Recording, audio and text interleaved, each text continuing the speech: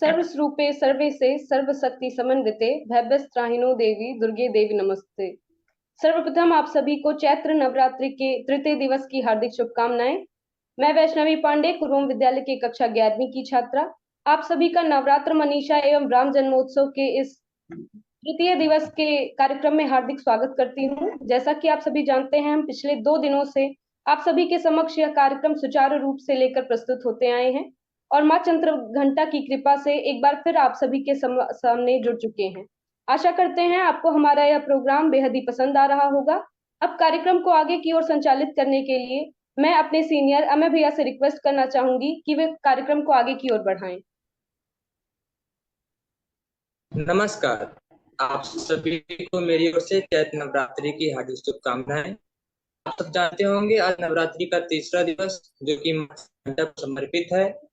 माँ चंद्रघंटा का स्वरूप अत्यंत ही दिव्यमान तथा भव्य है। उनके चेहरे उनके मस्तक पर चंद्रमा विराजमान है तथा उनके घंट के ध्वनि मात्र से ही भक्तों के कष्टों के नाश हो जाते हैं।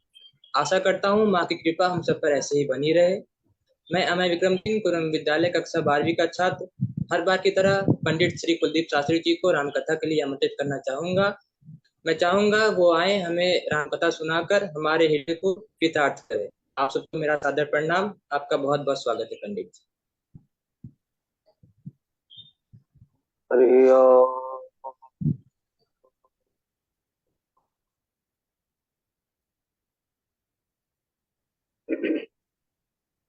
श्रीमन्महागणाधिपतये नमः। श्री सरस्वत्यै नमः। गुरुचरणकमलेभ्यो नमः। नमः परमहंसास्वादितचरणकमलचिन्मकरन्दाय भक्तजनमानसनिवासाय श्रीरामचन्द्राय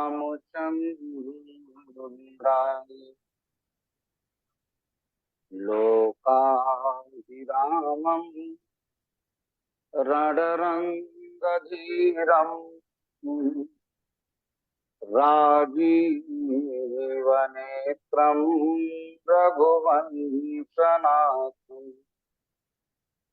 कारुण्यरूपं करुणाकरन्तं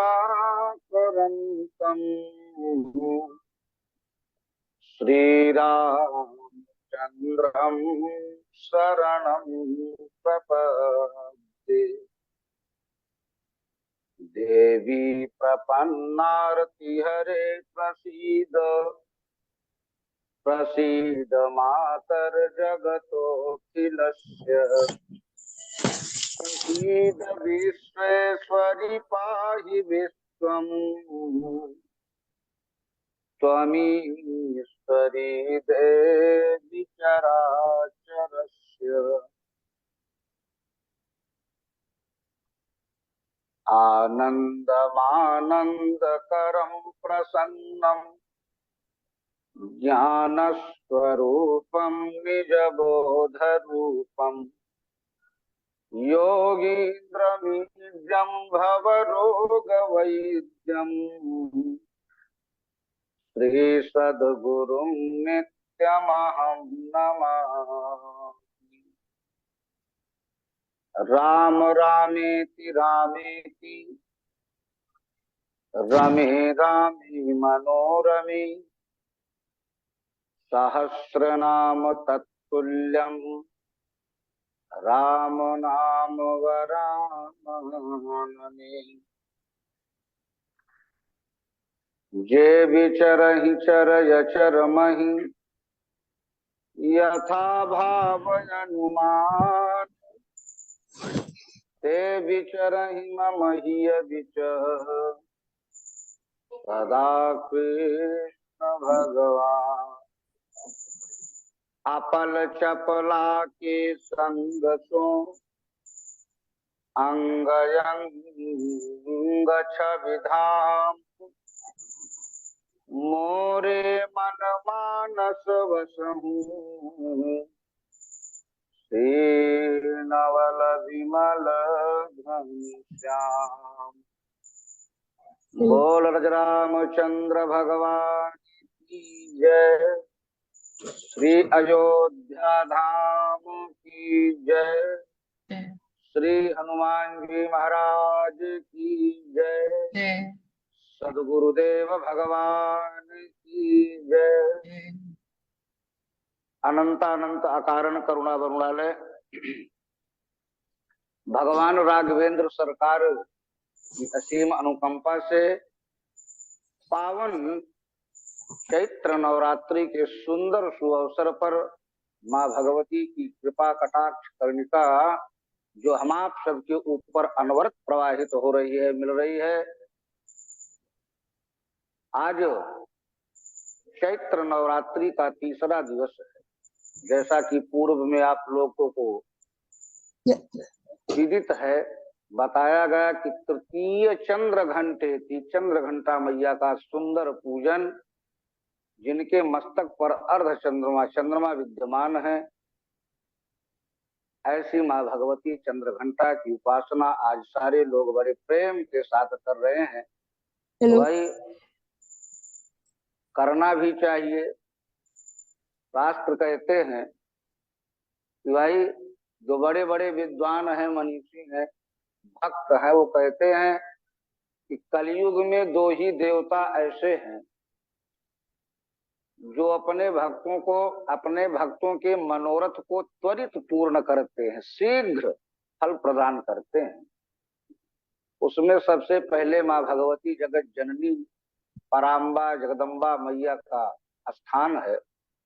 घर घर में इनकी पूजा हो रही है, घट स्थापन हो रही है, और इन्हीं की ही शक्ति से सारा विश्व शक्तिमान है। यहाँ तक कि भगवान नारायण स्वयं शक्ति की ही कृपा से शक्तिमान कहलाते हैं। और भाई दूसरे देवता श्री हनुमान जी महाराज, जो कि इस कलिकाल में आज भी इस धराधाम पर विद्यमान है। वो गोलोक धाम गए नहीं, क्योंकि भगवान की कथा गोलोक में सुनने को वैकुंठ में मिलेगी नहीं। इसीलिए हनुमान जी महाराज वैकुंठ जाना स्वीकार ही नहीं किए, आज भी इसी धराधाम पर विराजमान। और हनुमान जी महाराज ऐसे देवता हैं कि भाई राम काज कीन्हे बिनु मोहि कहाँ विश्राम। अपने निज भक्तों के लिए हनुमान जी महाराज अपने निज भक्तों के कल्याणार्थ हनुमान जी महाराज आज भी इस धराधाम पर विद्यमान हैं। और भगवान की कथा के इतने बड़े रसिया हैं हनुमान जी महाराज, भाई जहां पर भी भगवान की कथा प्रवाहित होती है, वहां पर मुख्य श्रोता के रूप में श्री हनुमान जी महाराज विराजमान रहते हैं। तो जहां तक हो सके हम आप सबको माँ भगवती शक्ति की उपासना अवश्य करना चाहिए। आद्य गुरु शंकराचार्य जी भगवान, जो कि साक्षात शिव के अवतार, उनको ऐसा प्रतीत होता था, ऐसा लगता था कि शायद भगवान नारायण ही सब कुछ है, शक्ति का कोई मतलब ही नहीं, उस शक्ति को मानते ही नहीं। लेकिन भाई एक बार आद्य गुरु शंकराचार्य भगवान को बड़े जोर का ज्वर हुआ, बुखार हुआ, और प्यास से बिल्कुल तड़प रहे थे। और इतने में अम्बा पराम्बा भगवती माँ जगत जननी सुंदर जलपात्र में जल लेकर के और सामने से निकल रही थी। जैसे ही आद्य गुरु शंकराचार्य जी भगवान की दृष्टि माँ भगवती पर पड़ी तो उन्होंने तुरंत आवाज लगा दिया, हे कल्याणी, हे देवी, बड़े जोर की पिपासा लगी है, प्यास लगी है, अगर हो सके तो मुझको जलपान करा दीजिए। बोल भक्तवत्सल भगवान की जय। माँ भगवती शक्ति ने उत्तर दिया कि आप तो भगवान नारायण के परम उपासक हो, शक्ति को मानते ही नहीं हो, तो आप स्वयं उठ करके जल क्यों नहीं प्राप्त कर लेते, पान कर लेते, पी लेते। उठ करके ले लीजिए जल। और तब आद्य गुरु शंकराचार्य भगवान को प्रतीत हुआ, ऐसा लगा शायद यही अम्बा पराम्बा जगदम्बा माँ भगवती शक्ति हैं जिनको हम मानते नहीं हैं। वहीं पर आद्य गुरु शंकराचार्य जी भगवान ने कनक धारा का सुंदर स्तवन किया है, सुंदर माँ भगवती की आराधना को किया है। मेरे कहने का तात्पर्य केवल इतना है कि ज्यादा से ज्यादा इस नवरात्रि में जो कुछ भी हो सके हमारे द्वारा माँ भगवती का आराधन पूजन वंदन अवश्य करना चाहिए। इन्हीं की शक्ति से ही यह सारी सृष्टि चलायमान है। तो आइए 2 बार भगवान नाम स्मरण करते हुए फिर हम सीधे कथा की तरफ चलते हैं। बोल रामचंद्र भगवान की जय। सिया राम भजन तूने किया नहीं, परिणाम न जाने क्या होगा। सिया राम भजन तूने किया नहीं, परिणाम न जाने क्या होगा। तरने का यतन तूने किया नहीं, परिणाम न जाने क्या होगा।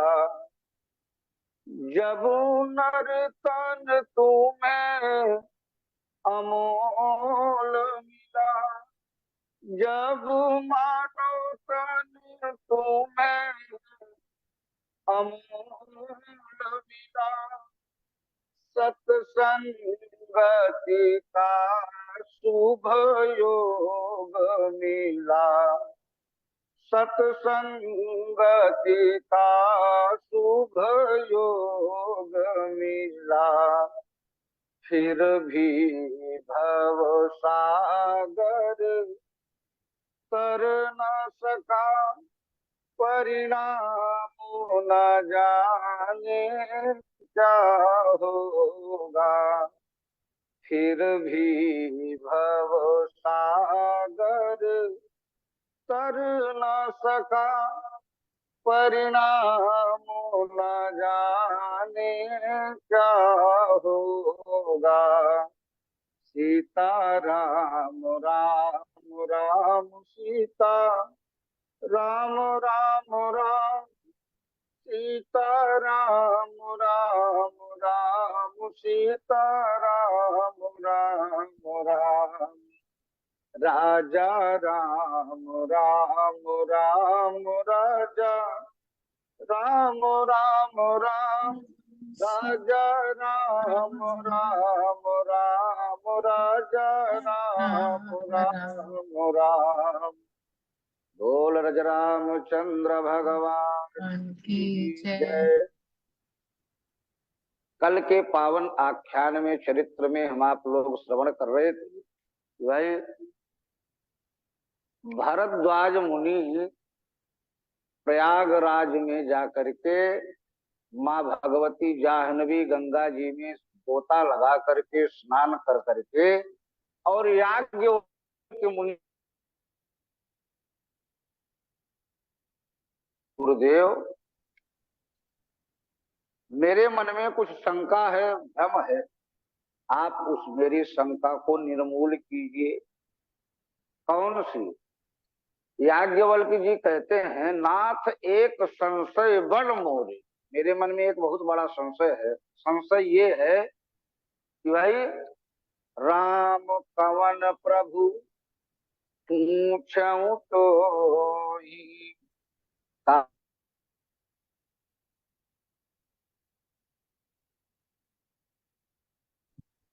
एक राम अवधेश कुमारा, इनकर चरित विदित संसारा। नारी विरह दुख लहऊ अपारा, भयऊ रोसरन रावण मारा। प्रभु सोई राम की अपर को, जाहि जपत त्रिपुरारी। सत्य धाम सर्वज्ञ तुम, कहूँ विवेक विचार। वैसे तो भरद्वाज जी महाराज कोई साधारण नहीं है, परम विवेकी हैं, भगवत भक्त हैं। लेकिन आज भरद्वाज मुनि ये बताना चाहते हैं कि जब भी किसी सदगुरु की संत की शरण में जाया जाए तो वहां पर अपने बड़प्पन का, अपने अभिमान का त्याग करके जाना चाहिए। अगर हम कभी भगवान की कथा में बैठे तो हमको ये बिल्कुल मानना चाहिए कुछ न कुछ रिक्त स्थान अवश्य बना करके रखना चाहिए, क्योंकि भाई भगवान से बड़ा ज्ञानी कौन इस धरा पर हो सकता है। भगवान से बड़ा कौन बलवान हो सकता है। भगवान से बड़ा कौन धनवान हो सकता है। जब भी भगवान की शरण में जाया जाए, सदगुरु की शरण में जाया जाए, सत्संग में जाया जाए, तो अपने जो भी मैं बड़ा ज्ञानवान हूँ, धनवान हूँ, बलवान हूँ, ऐसे जितने भी वान हैं, बड़प्पन है, इन सबको एक किनारे रख करके जाना चाहिए। अगर नहीं जाएंगे तो हमको फिर कथा में आनंद ही नहीं आएगा, सत्संग का लाभ ही नहीं मिल पाएगा। शायद आज इसी को भरद्वाज जी पुष्ट कर रहे हैं, प्रमाणित करना चाहते हैं। एक बात मैं आपसे निवेदन करूं,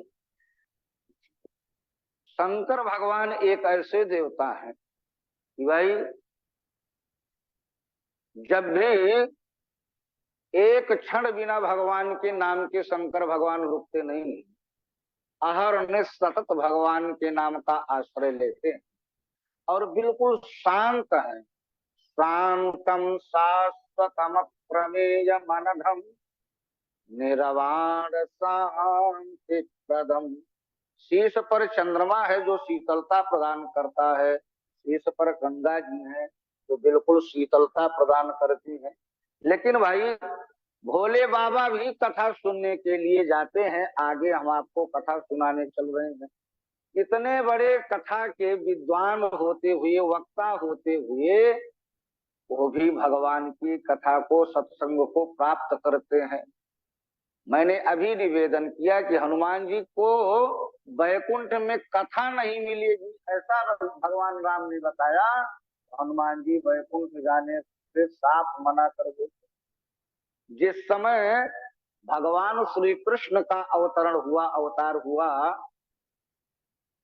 और भगवान श्री कृष्ण को वसुदेव जी गोकुल लेकर के पहुंचा दिए, तो वहां पर लिखा है कि इतने जोर की बधाई बजी नंद बाबा के निकेतनांगन में कि त्रैलोक्य में वो बधाई गुंजायमान हुई। सारे लोगों को पता चल गया कि भाई हमारे इष्ट, हमारे स्वामी का अवतरण इस धराधाम पर हो चुका है। भोले बाबा ने विचार किया कि जिस तत्व को, जिस ब्रह्म को, जिस इष्ट का ध्यान मैं समाधि के द्वारा कर रहा था, शायद वही मेरा इष्ट इस समय गोकुल में आ चुका है। तो भोले बाबा सबसे पहले दर्शन करने के लिए आते हैं भगवान श्री कृष्ण का। लेकिन जब भोले बाबा कैलाश छोड़ करके चलने लगे तो सबसे पहले भोले बाबा ने शिव स्वरूप का त्याग किया है। बोल शंकर भगवान की जय। शंकर भगवान सबसे पहले शिव स्वरूप का त्याग करते हैं। क्यों? इसलिए कि शंकर भगवान ये बताना चाहते हैं हम संसार वालों को कि जब भी अपने इष्ट के पास, सदगुरु के पास जाओ तो छोटा बन करके जाओ, अभी बड़प्पन को लेकर के मत जाना। नारद जी भी आए साथ में। नारद जी ने कहा भोले बाबा कहाँ? तो भोले बाबा ने कहा कि मैं कहाँ जा रहा हूँ, क्या करने जा रहा हूँ, इससे आपको कुछ लेना देना नहीं है। शायद भोले बाबा ये कहना चाहते हैं, बताना चाहते हैं कि जब भी अपने आप दर्शन करने जाओ तो अकेले जाने का प्रयास करना चाहिए। ज्यादा मंडली के साथ दर्शन का लाभ नहीं मिलता। जैसे अभी माघ में आप स्नान करने के लिए जाओ 10-5 लोगों की टोली बना करके, तो रास्ते भर में लोग सरकार बनाते गिराते जाएंगे, एक बार भी अपने इष्ट, अपने सदगुरु या गंगा मैया की जय या उनकी चर्चा सत्संग नहीं करेंगे। यहाँ तक कि वहां पहुंच करके भी तीर्थराज प्रयाग में 2-4 लोग ऐसे निकल जाएंगे कि बड़ी जोर की ठंड है, क्या करना है, स्नान करके डुबकी नहीं लगाना, केवल जल छिड़क लेने से ही स्नान हो जाएगा। ऐसा भी करने वाले साथ में होते हैं। इसलिए शंकर भगवान ये बताना चाहते हैं, ज्यादा भीड़ लेकर के या बड़प्पन लेकर के भगवान के दरबार में जाना नहीं चाहिए, क्योंकि गुमान गोविंद को भावत न है। अगर हमारे हमारे अंतःकरण में ये अभिमान है, मैं बड़ा ज्ञानवान हूँ, मैं बड़ा धनवान हूँ, बलवान हूँ, तो भाई फिर भक्ति का आनंद, सत्संग का आनंद, दर्शन का आनंद जीव को प्राप्त नहीं हो सकता है। शंकर भगवान ने विचार किया कि अगर मैं शिव स्वरूप में जाऊंगा दर्शन करने, तो लोग हमारे इष्ट कृष्ण का दर्शन बंद करके मेरा ही दर्शन करने लगेंगे, व्यवधान उत्पन्न हो जाएगा। इसलिए शिव स्वरूप का त्याग भोले बाबा ने करके हम संसार वालों को ये शिक्षा दिया, ये बताया भाई। और शास्त्र तो यहाँ तक कहते हैं, गोस्वामी तुलसीदास जी महाराज रामचरितमानस में वर्णन करते हैं कि अभिमान होना भी आवश्यक है। ऐसा नहीं है कि अभिमान नहीं होना, बिना अभिमान के जीवन बेकार, अभिमान होना चाहिए। लेकिन बल का, धन का, पद का, प्रतिष्ठा का अभिमान नहीं। अभिमान बोले आश्रयाभिमान जाई जनि भोरे, और मैं सेवक रघुपति पति मोरे। मैं रघुनाथ का हूँ, मैं राम का हूँ, मैं कृष्ण का हूँ, मैं सदगुरु का हूँ। ऐसा अभिमान जब तक हमारे अंदर होगा नहीं, तब तक भक्ति का आनंद हमको प्राप्त ही नहीं हो सकता है। हम राम जी के, राम जी हमारे हैं, ऐसा अंतःकरण में अभिमान अवश्य विराजमान होना चाहिए। बल का, धन का, पद का, प्रतिष्ठा का नहीं। तो भाई आज भरद्वाज मुनि जब शरण में आए याज्ञवल्क्य जी के, तो याज्ञवल्क्य मुनि ने विचार किया कि शायद जिज्ञासु, जानने की प्रबल इच्छा है, इसलिए आज याज्ञवल्क्य जी महाराज कथा सुनाना प्रारंभ करते हैं। सत्य धाम सर्वज्ञ तुम। भरद्वाज जी ने क्या कहा? आप सत्य के धाम हैं, सत्य को आप जानने वाले। मैंने पहले भी निवेदन किया था कि बड़े बड़े अमलात्मा, विमलात्मा, ब्रह्मविद, वरिष्ठ योगी जन, मुनि जन, संत जन, यहाँ तक कान्य हम वेदनो जना, भगवान को जानने में बड़े बड़े महात्मा वेद भी शक्त नहीं हो पाते, समर्थ नहीं हो पाते। आप सत्संग करो, कथा सुनो। भागवत जी में ब्रह्मा जी को भ्रम हुआ, ब्रह्मा जी ही नहीं समझ पाए कि मैं, ये साधारण ग्वाल बाल है, ये साक्षात भगवान श्री कृष्ण। इंद्र को भी भ्रम हुआ जब भगवान ने गोवर्धन धारण किया था, उससे पहले इंद्र को भी भ्रम हुआ कि ये साधारण ग्वाल है या फिर भगवान है। तो भाई भगवान को जानने में बड़े बड़े ऋषि मुनि भी भ्रम कर जाते हैं, संशय उत्पन्न कर जाते हैं। इसलिए अब याज्ञवल्क्य जी मुनि भरद्वाज जी को कथा सुनाना प्रारंभ करते हैं। सत्संग क्या है? यही जो सत्य का संग है, यही सत्संग है। सताम सज्जनानाम संगति ही इति सत्संगति ही। जो सत्य की चर्चा जहां पर होती है, सत्य का क्या है? तो सत्य हमारे परमात्मा भगवान प्रभु श्री राम हैं। अगर कोई पूछे कि आपके भगवान का स्वरूप क्या है, तो भाई हमको बड़े भाव से और बड़े ऊंचे स्वर से ये बताना चाहिए कि हमारे भगवान का स्वरूप सत्य स्वरूप है। एक छोटी सी बात मैं निवेदन करूं, लोग दिखावा संसार में बहुत कर सकते हैं, लेकिन जीवन में अगर सत्य को धारण करने की बात आए तो अमूमन अपवाद रूप में ही लोग होंगे। आजकल भले ही कठिन कलिकाल चल रहा हो, लेकिन सत्संग बहुत हो रहे हैं, कथाएं बहुत चल रही हैं, सबका अपना अपना निजी स्वार्थ है। लेकिन भाई शास्त्र कहते हैं, सदगुरु कहते हैं, संत कहते हैं, जीवन में ज्यादा कुछ ना कर सको तो केवल झूठ मत बोलो, सत्य को धारण करो। क्यों? क्योंकि हमारे भगवान परमात्मा प्रभु श्री राम सत्य स्वरूप हैं, प्रकाश स्वरूप हैं और आनंद स्वरूप हैं।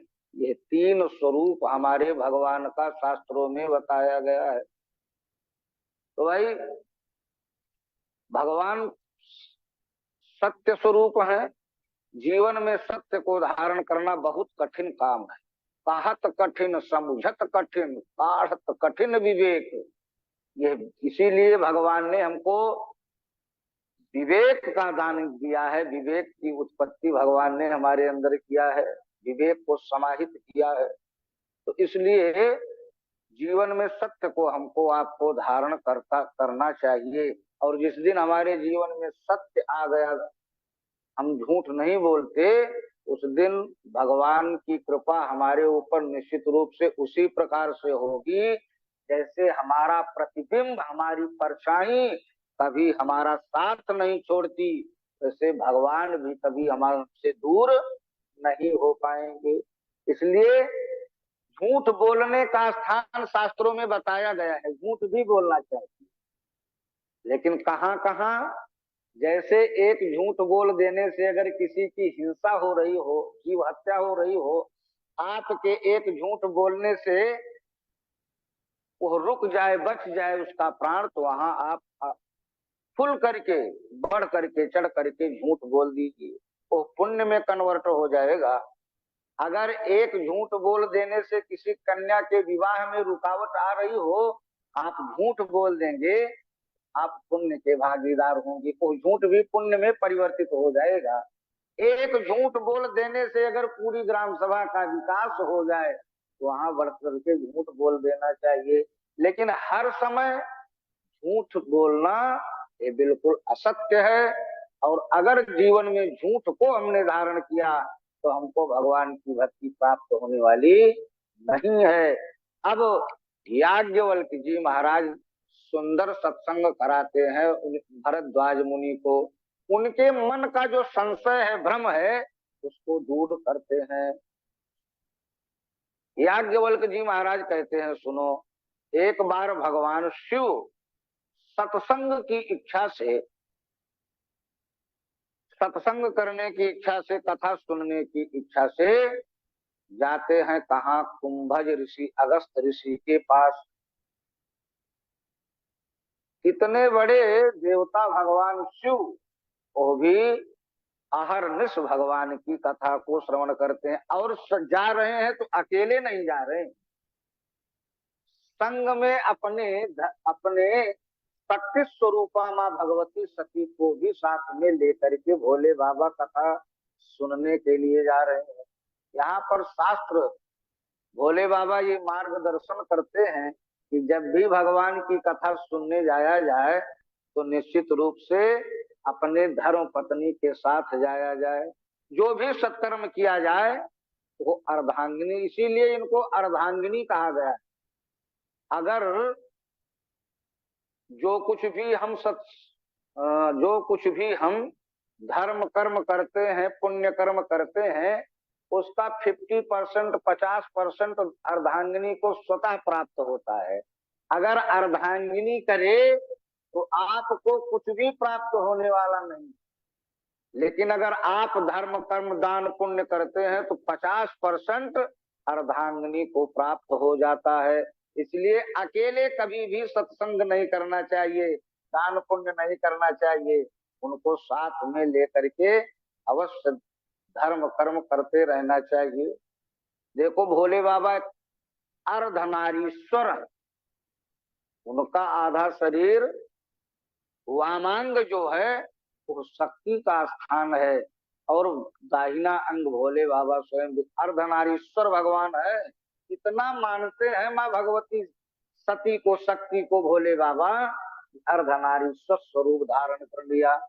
इसलिए जैसे ही भोले बाबा लेकर के सती जी को अगस्त जी के पास, कुंभज ऋषि के पास गए सत्संग करने के लिए, तो सबसे पहले अगस्त ऋषि, कुंभज ऋषि उठ करके उन्होंने देखा कि भोले बाबा का आगमन हुआ है, तो तुरंत आरती की सुंदर थाल सजाया और सुंदर पाद प्रक्षालन किया, आसन दिया और दे करके सुंदर आरती करना प्रारंभ करते हैं।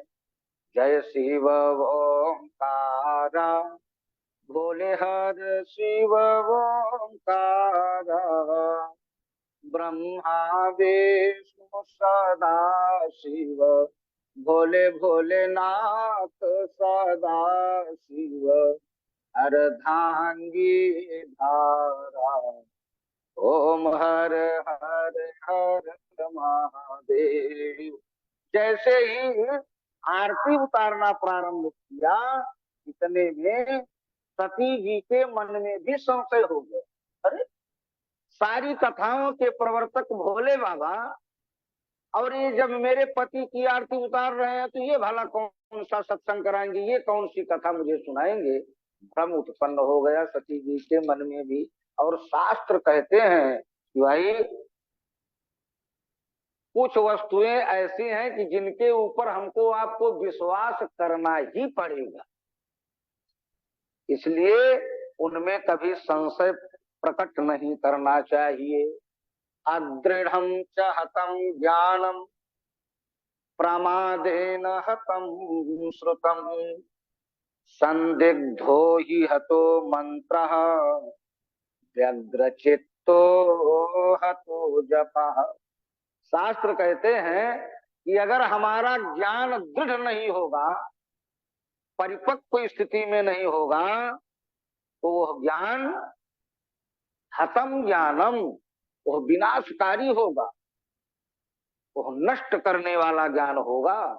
इसलिए जो ज्ञान हो वो बिल्कुल परिपक्व स्थिति में होना चाहिए, तभी ज्ञान का कुछ आनंद है, मतलब है। और अर्ध ज्ञान जो होता हो बिल्कुल विनाशकारी होता है, ठीक नहीं होता है। इसलिए प्रमादेन हतम श्रुतम, और अगर प्रमाद से आप कुछ सुन रहे हैं, उसमें आप आलस्य कर रहे हैं सुनने में, तो फिर उसका भी कोई फल मिलने वाला नहीं है। संदिग्धो यह तो मंत्र, अगर हम मंत्र जाप कर रहे हैं, मंत्र का जप कर रहे हैं, और हमारे मन में भ्रांति है कि शायद ये मंत्र सही है कि नहीं है, कल्याणकारी है कि नहीं है, वो ऐसे मंत्र जप से हमारा कल्याण होने वाला नहीं है।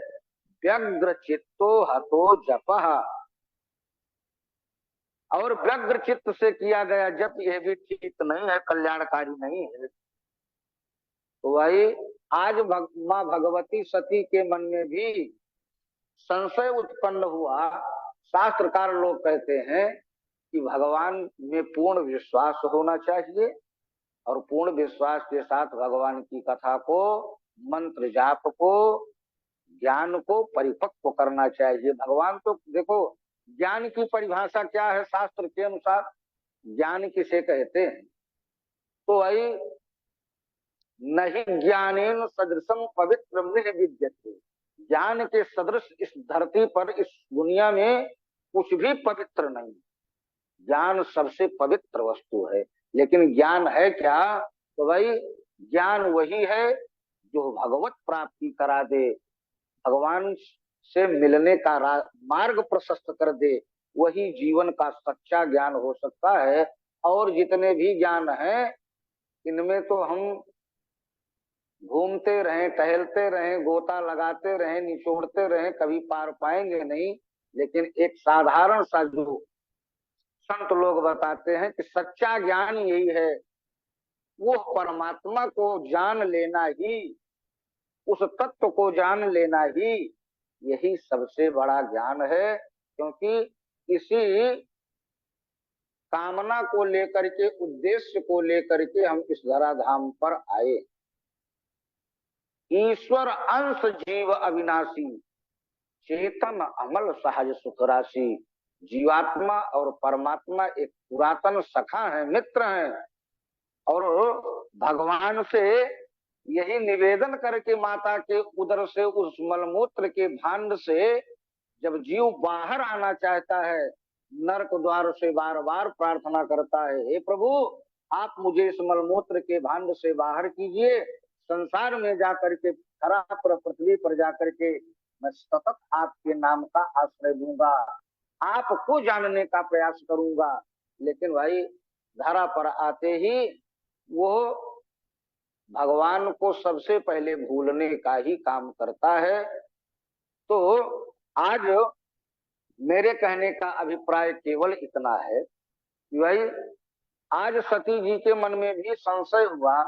अब लगे कुंभज ऋषि सुंदर भगवान की कथा का गान करने, लेकिन भाई शंकर भगवान तो बिल्कुल मस्ती में डूब करके सत्संग कर रहे हैं। उनको न तो कोई ज्ञान का अभिमान है, न बल का अभिमान है। वो डूब करके भगवान की कथा को सुन रहे हैं। सुनी महेश परम सुख मानी, बड़े सुख पूर्वक आनंद उनको आ रहा है भगवान की कथा को सुनने में। लेकिन भाई बगल में बैठी हुई अर्धांगिनी माँ भगवती जगदम्बा सती जी, वो भगवान की कथा को सुनी ही नहीं, भगवान की कथा में उनका मन ही नहीं लगा। शास्त्र कहते हैं कि भगवान की कृपा से दुर्लभ जीवन मिला है, दुर्लभ तन प्राप्त हुआ है, यह भगवान की अहेतु की कृपा से प्राप्त हुआ है। और इसको प्राप्त होने के बाद अगर हम हमारे जीवन में भगवान की कथा मिल जाए, भगवान रूपी संत हमको मिल जाएं, तो यह जान लेना चाहिए कि भगवान की कृपा हमारे ऊपर सीधे सीधे हमको प्राप्त हो रही है।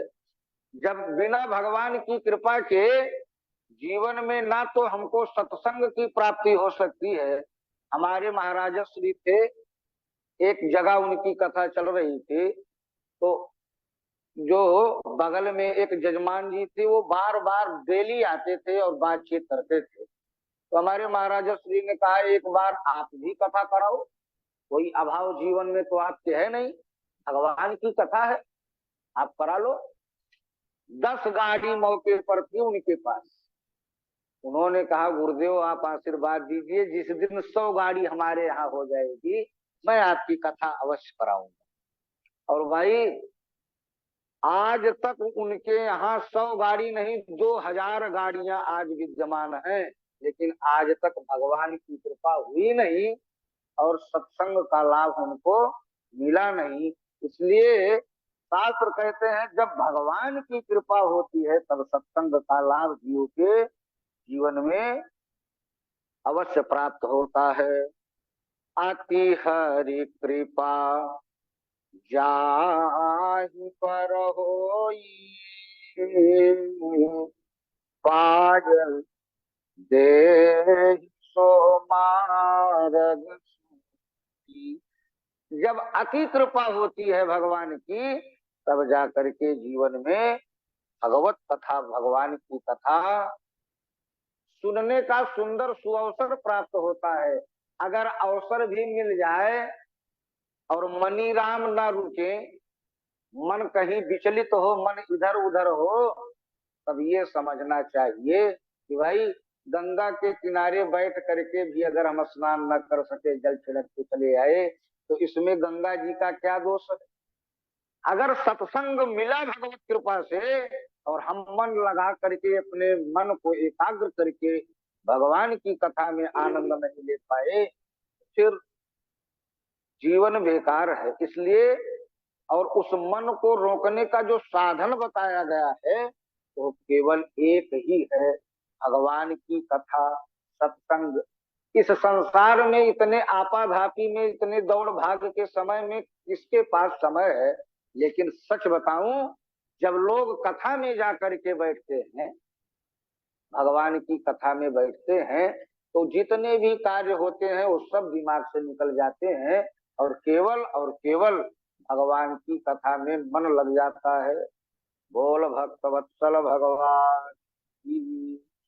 तो शंकर भगवान ने तो कथा सुख पूर्वक श्रवण किया, लेकिन भगवती माँ सती ने भगवान की कथा को श्रवण ही नहीं किया। और इतने में जब वैसे तो जब सती जी जा रही थी कथा सुनने के लिए शंकर भगवान के साथ, तो गोस्वामी तुलसीदास जी महाराज ने भगवती सती को बहुत उपाधियों से नवाजा। कौन जा रहा है आज कथा सुनने? बोले संग सती जग जननी भवानी, पूज्यऊ ऋषि अखिलेश्वर जा। लेकिन जब वही कथा नहीं सुनी सती जी,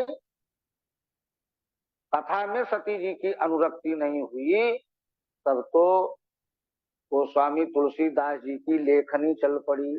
और गोस्वामी तुलसीदास जी महाराज लिखते हैं कि भाई मुनि मन मुनि सन विदा मांगी त्रिपुरारी,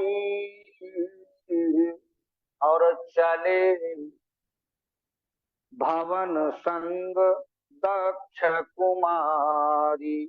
अब शंकर भगवान पूरी कथा को सुन करके जब चलने के लिए तैयार हुए, विदा मांगा, तो विदा मांग करके जब चल रहे हैं, तो यहाँ पर गोस्वामी जी लिखते हैं कि अब कथा सुन के कौन जा रहा है। तो गोस्वामी जी कहते हैं दक्ष की सुता है, दक्ष की पुत्री है, ये कथा सुन करके जा रही है।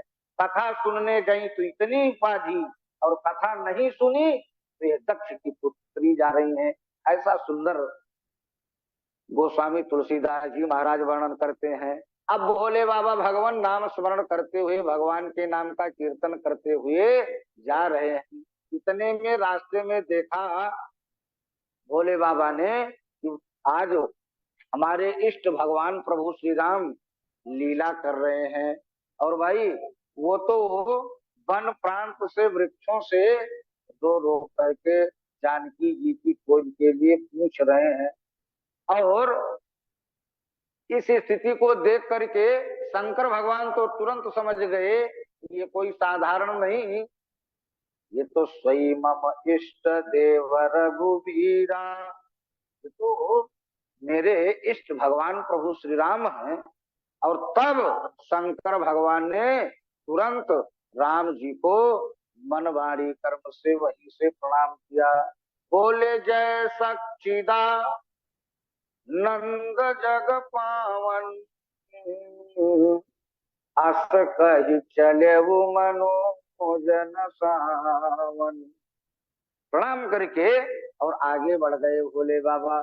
सती जी ने भी कहा कि भोले बाबा आप किसको प्रणाम कर रहे थे? भोले बाबा ने कहा सही मम इष्ट देव रघुवीरा, यही मेरे इष्ट भगवान प्रभु श्री राम है। तो सती जी ने कहा ये वृक्षों से, औषधियों से ये रो रो करके, पीट पीट करके पूछ रहे हैं, और मनुष्य रूप में ये भला कौन से आपके इष्ट हो सकते हैं? अब भगवान की कथा को सुना नहीं सती जी ने, इसलिए आज शंकर जी के बार बार बताने पर भी सती जी मानने के लिए तैयार नहीं हो रही। और भाई तब भोले बाबा ने कहा देवी विश्वास मानो, यही मेरे इष्ट भगवान प्रभु श्री राम हैं।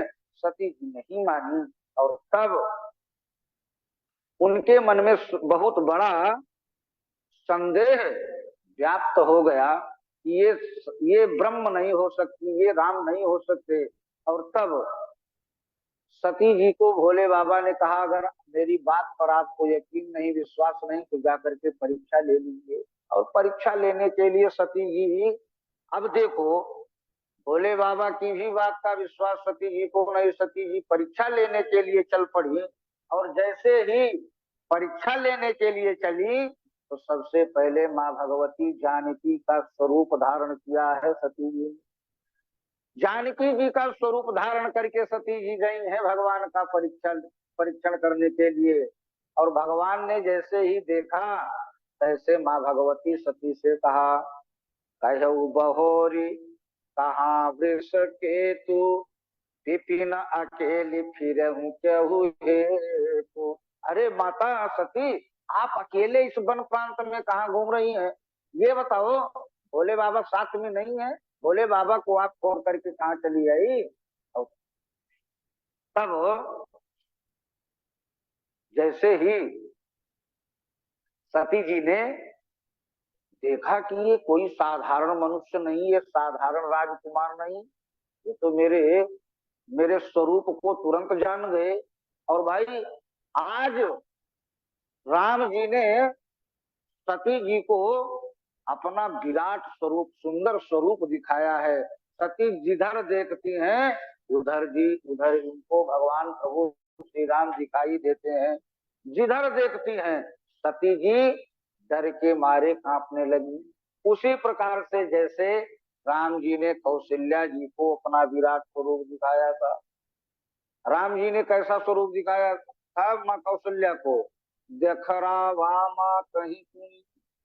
माता जी को जब अपना मुखमंडल खोल करके राम जी ने दिखाया था तो भाई वहां पर राम जी के मुख में बोले अगणित रवि शशि शिव चतुरानन बहुगीर सरित सिंधु मधुकानन। भगवान राम के मुख में अगणित सूर्य दिखाई पड़ रहे हैं, अगणित ब्रह्मा दिखाई पड़ रहे हैं। क्यों दिखाई पड़ रहे हैं? इस स्थिति को देख करके माता कौशल्या ने हाथ जोड़ लिए और कहा, हमको तो दिखा दिया, लेकिन कभी भूल करके भी अपने पिता को इस स्वरूप का दर्शन मत कराना, और भविष्य में मुझे भी अब जीवन में कभी मत कराना। सती जी को आज भगवान प्रभु श्री राम ने अपना स्वरूप दिखाया। जैसे राम जी जब वनवास से लौट करके आए तो जितने लोग अगवानी के लिए आए थे, राम जी एक एक स्वरूप से सबके सामने आकर के खड़े हो गए। सारे लोग चाहते थे कि राम जी सबसे पहले किससे मिलेंगे। सबके मनोरथ को भगवान प्रभु श्री राम ने पूर्ण किया।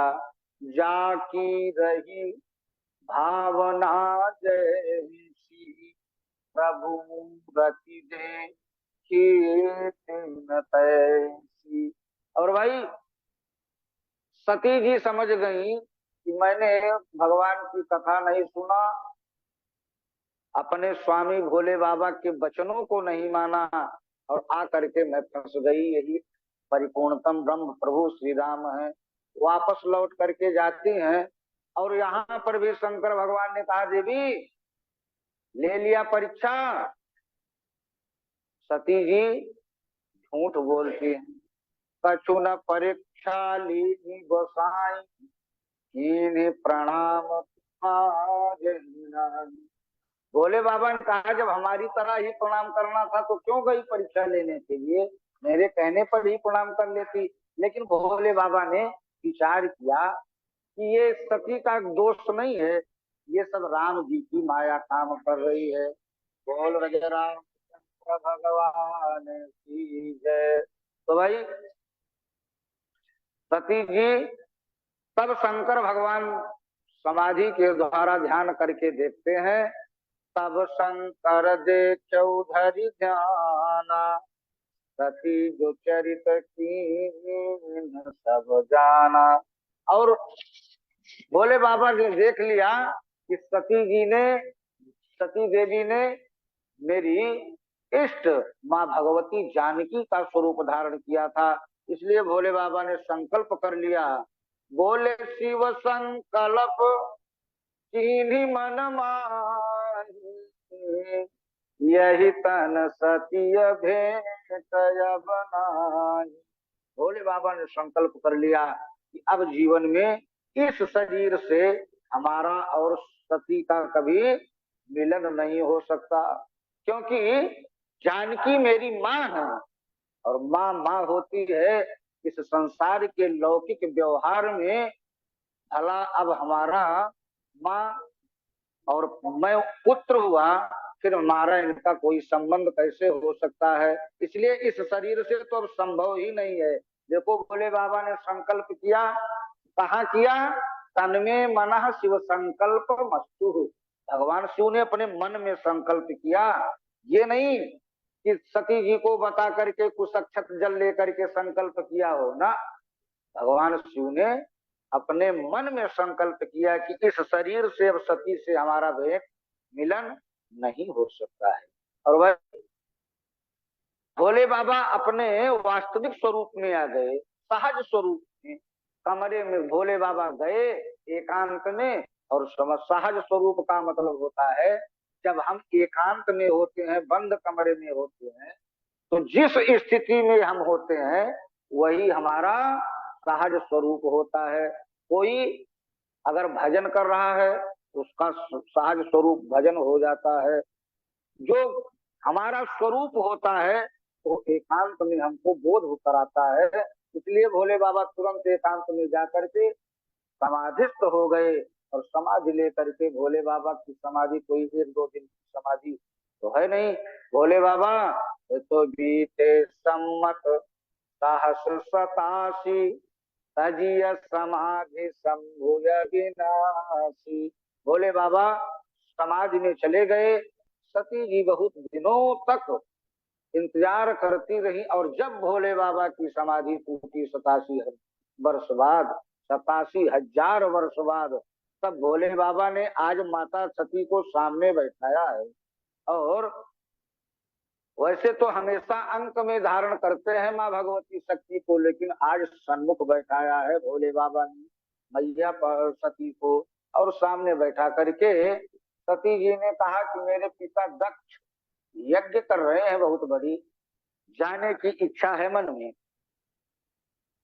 तो भोले बाबा ने कहा देवी, एक बार ब्रह्मा जी ने उनको प्रयागराज में ब्रह्म सभा में देवताओं का आधिपत्य दे दिया, दक्ष प्रजापति बनाए गए, और उसमें उन्होंने सबने उनको प्रणाम किया, केवल हमने प्रणाम नहीं किया। इससे उनको अपना अपमान लगा, और आज वो अपमान करने के लिए ही इस यज्ञ का आयोजन कर रहे हैं। इसलिए वहां पर जाना बिल्कुल उचित नहीं है, ठीक नहीं है। यद्यपि गुरु के यहाँ, पिता के यहाँ जाने की अनुमति है, लेकिन तदपि विरोध मान जहाँ कोई, तब कोई विरोध करने वाला है वहां पर, कहाँ गए कल्याण न होई, वहां जाना बिल्कुल ठीक नहीं है। लेकिन सती जी नहीं मानी। भोले बाबा ने अपने 2 अनुचरों के साथ, सारी सामग्री के साथ माँ भगवती सती को विदा करते हैं। और भाई सती जी उन अनुचरों के साथ भोले बाबा के अपने पिता दक्ष के पास घर पहुंचती हैं। किसी ने एक बार भी दक्ष की तरफ, सती जी की तरफ घूम करके देखा नहीं, और सती जी, पिताजी ने स्वयं सती जी की तरफ घूम करके देखा नहीं। सती जी ने देखा कि सब लोगों का सुंदर आसन लगा है, लेकिन मेरे पति भगवान भोलेनाथ का कहीं आसन ही नहीं है। कुपित हो गई माँ भगवती सती। लिखा है रामचरितमानस में कि भाई एक माता जी के अलावा, माता जी आकर के सती से मिलती हैं, हाल चाल पूछते हैं, और बहन लोग जो है काफी हंसती हुई मिलती हैं। बहनी मिली बहुत, भगिनी मिली बहुत मुस्काता, जो बहन लोग थी वो मुस्कुरा करके मिल रही थी। सबसे पहले ऋतुजों को, ब्राह्मणों को फटकार लगाया है माँ भगवती सती ने कि अगर यजमान गलती करे तो कम से कम तुम तो ज्ञानवान हो, विद्वान हो, तुमको यजमान को समझाना चाहिए, बताना चाहिए। कूफा आज ऋषियों को खूब फटकार लगाया, और अंत में सती जी ने जा करके अपने शरीर का त्याग करने के लिए योगाग्नि को माध्यम बना करके सती जी बैठ जाती हैं। सती जी ने विचार किया कि पति का अपमान किया, पति की बात को नहीं माना, अब इस जीवन का कोई अर्थ नहीं। इसलिए सती जी बैठ गई, और योगाग्नि के माध्यम से अपने शरीर को शांत करने के लिए जैसे ही चली, तो सबसे अंतिम समय में सती जी ने एक वरदान मांगा। क्या? सती जी ने कहा कि अगर मैंने कुछ भी भक्ति भगवान को किया हो जीवन में, तो भाई मेरे जीवन में मैं भगवान हरि से, नारायण से, राम से एक ही वरदान मांगती हूँ। बोले सती मरत हरि सन वर मांगा, जन्म जन्म शिव पद अनुरागा। वही भोलेनाथ, वही शिव मुझे पति के रूप में पुनः दोबारा मिले, ऐसी कामना माँ भगवती सती ने किया। और भाई शास्त्र कहते हैं यम यम वाप्य स्मरण भावम, यम यम वाप्य स्मरम भावम त्यजत्यन्ते कलेवरम तम तमे वही कौंतेय सदा तद्भाव भाविता। जिस स्वरूप को, जिस स्वरूप का दर्शन करते हुए, जिस कामना को लेकर के जीव शरीर को त्यागता है, उसको दूसरे जन्म में वही स्वरूप प्राप्त होता है। अब वही सती जी हिमांचल की पुत्री बन करके बैठती हैं। कल सुंदर सुविवाह की चर्चा हम आप लोग श्रवण करेंगे। समय हो चुका है। 2 बार भगवान नाम स्मरण करते हुए यहीं पर वाणी को विराम। बोल रज रामचंद्र भगवान की जय।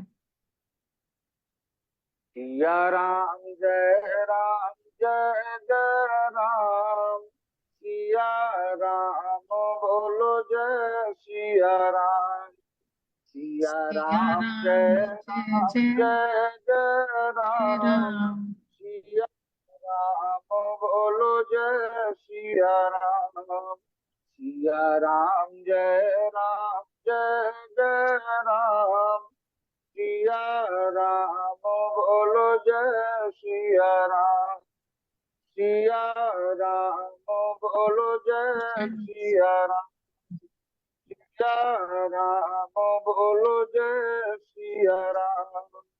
बोल रज रामचंद्र भगवान की जय।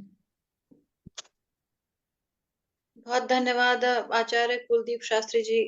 आज जो आपने कथा जिस तरह से सुनाई, इसमें आपने बीच बीच में जो कथा है उसको भी आपने सुनाया, और साथ में ऐसी जो बातें हैं आपने वो भी की, जो भी आपके विचार थे और जो भी आपकी जो आप विचार थे वो आपने प्रकट करने का प्रयास किया, और यहाँ पर जिस तरह से हम उसको अपने जीवन में उतार सके इस तरीके से आपने समझाने का प्रयास किया है। बहुत ही अच्छा लगा हमें, बहुत अच्छे तरीके से आप अपनी जो कथा है उसको करते हैं, साथ साथ में आप अपनी बातें भी जो रखते हैं।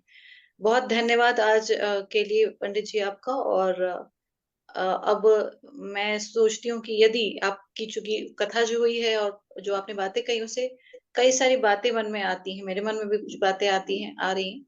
मैं सोचती हूँ कि यहाँ पे हमारे बीच में हमारे साथ जो दर्शक जुड़े हुए हैं, जो लोग हैं, उनके मन में यदि कोई बात है, कोई प्रश्न है, कुछ करना चाहते हैं वह आचार्य कुलदीप शास्त्री जी से, या कुछ कहना चाहते हो, तो बहुत ही स्वागत है आप सभी का। जी धन्यवाद अनुजा जी। एक बात तो मैं ही कहना चाहती हूँ, या हम कह सकते हैं कि शायद ये प्रश्न सबका रहा हो मन में। जब हम पंडित जी से रामचरितमानस सुनते हैं, तो हम यहाँ पर राम जी की कथा में शिव जी और पार्वती जी का पूरा वर्णन अभी चल रहा है सती के माध्यम से, और कल अभी वो विवाह की बात भी कह रहे हैं जब वो हिमालय पुत्री बनेंगी। और जब हमने शिव पुराण सुना था रुद्र मंथन में, तब राम और सीता का वर्णन आ रहा था बीच में। तो ये कहानी मिक्स हुई है पुराणों में, या ये चर्चा है ही इस तरह से? क्योंकि हम ये तो जानते हैं कि राम जी शिव जी के भक्त हैं और शिव जी राम जी के, पर ये कहानी कैसे मिक्स हो गई है ये मैं जानना चाहती जी देखिए, भागवत जी में राम जी का चरित्र आया है, पूरा राम चरित्र। भागवत जी में कहीं भी अन्यान्य ग्रंथों में भागवत जी में राम जी का चरित्र आया है, और शिव पुराण में शिव चरित्र तो है ही है, लेकिन रामचरितमानस में भी पूरा शिव चरित्र गाया गया है। मैंने पहले भी निवेदन किया था कि बिना शिव की भक्ति के, बिना शिव की कृपा के जीव चाहे राम की उपासना करे, भक्ति करे, चाहे कृष्ण की उपासना करे, चाहे शक्ति की उपासना करे, बिना शिव के वो पूर्ण नहीं हो सकता है, क्योंकि शिव ही अजन्मा है, शिव देवताओं में सबसे श्रेष्ठ है। तो भाई शंकर भगवान की भक्ति प्राप्त करना नितांत आवश्यक है। सबसे सरल देवता है, इनका चरित्र, इनकी भक्ति सबसे बड़ी भक्ति है। हर पुराणों में इनकी चर्चा निश्चित रूप से सुनते हैं।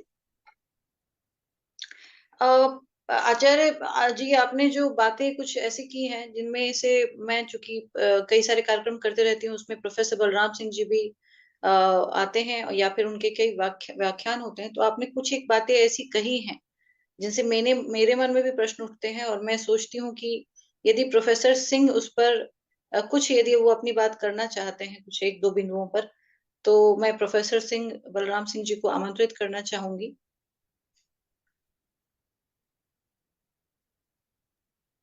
जी, बड़ी अच्छी कथा चल रही है। कुछ हो सकता है लोगों को भ्रम हो जाए, कुछ बातें हम इस विषय में पंडित जी से या तो स्पष्टीकरण या उसकी पुष्टिकरण करना चाहते हैं। जैसे कि आप झूठ बोलने वाली जो बात थी, आपने कहा राम तो सत्य है, सत्य ही राम है, राम के अलावा कोई सत्य नहीं है, तो राम के नाम में हम झूठ कैसे बोल सकते हैं? अक्सर मैं कहानी सुनता हूँ, किसी की जान बचाने के लिए झूठ बोला जा सकता है, लेकिन और कोई उपाय ना हो तो मुझे नहीं लगता है कि आप, क्योंकि इससे क्या होता है कि झूठ को बढ़ावा मिलता है और उससे समाज का पतन होता है।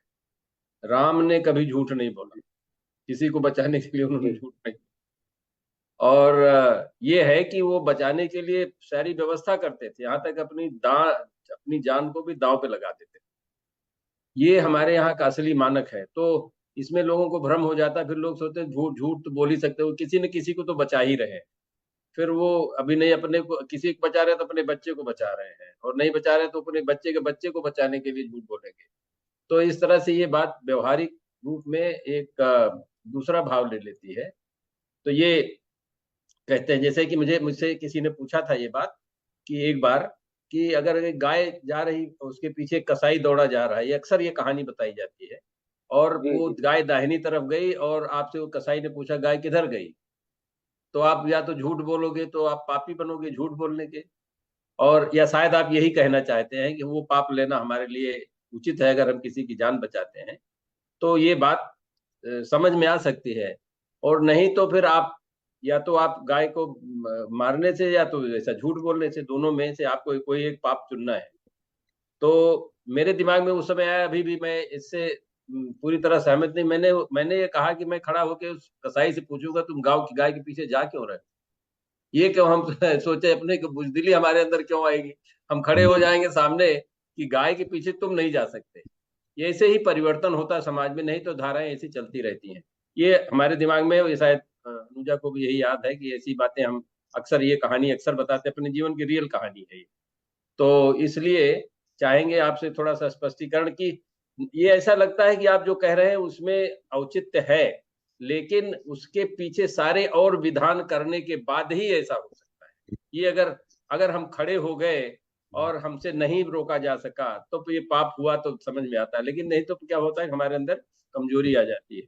और चूंकि ईश्वर अंश हम सारे में है, इसलिए जैसे आपने कहा कि राम ने ही करवाया, वो जो अभी कहानी आप बता रहे थे, शिव की कहानी और पार्वती या सती की कहानी, तो जहाँ पे जो राम की इच्छा होती है वैसा, ऐसा कहते हैं हर इच्छा राम की इच्छा, मतलब जो चीज हमारे अंदर रम रहा है, रमन कर रहा है, उसकी इच्छा, वो हमारे भाव की इच्छा जो ईश्वर हमारे सबके अंदर है, वो ऐसा है। तो ये हो सकता है कि ऐसा हो, जैसा होने से कोई और बात होने वाली है, लेकिन ये समझना चाहिए क्योंकि हम लोग अज्ञानी हैं थोड़ा सा, और आप लोगों की बातों पे हम लोग ज्यादा जोर देते हैं, ध्यान देते हैं, कहानी के माध्यम से समझने का प्रयत्न करते हैं, इसलिए थोड़ा सा स्पष्टीकरण होगा तो ज्यादा ठीक है। जी जी सर, पहली चीज तो ये है कि झूठ बोलने का कहीं पर भी कोई विधान ही नहीं है। भगवान सत्य है, सत्य को ही धारण करना है।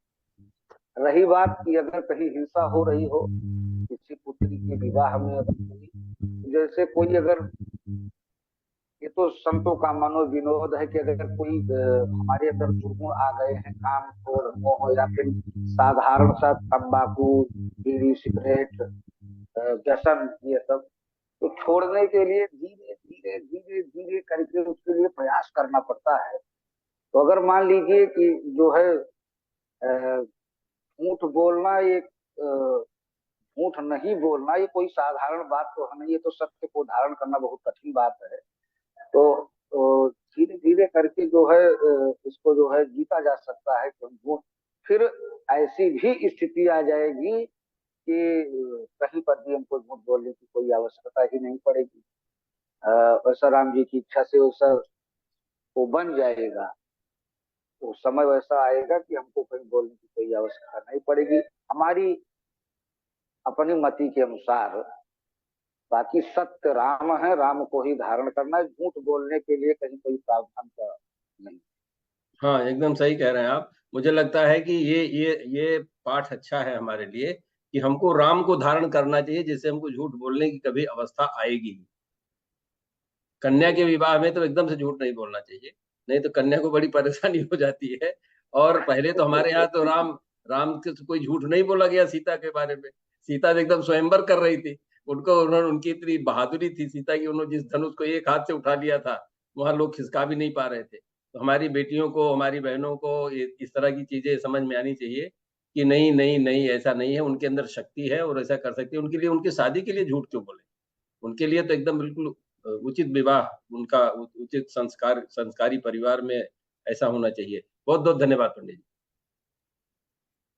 जी बिल्कुल, आपने ठीक बोला पंडित जी ने कि जब भगवान श्री राम को हम धारण कर लेंगे तो सही में उस तरह का आचरण ही करेंगे जैसा श्री राम ने किया था। तो जाहिर सी बात है कि झूठ बोलने की कहीं पर जरूरत ही नहीं होगी, जिस तरह से उन्होंने अपना जीवन जिया है। तो आज की भी ये चर्चा अच्छी रही, और इस तरह से बातें यदि होंगी तो और बातें जो है वो समझ में आएगी, और जो कथा है उसको भी हम समझ कर जब हम उसका आचरण करेंगे, अनुकरण करेंगे, तो वो हम सभी के लिए लाभकारी बहुत अधिक होगा।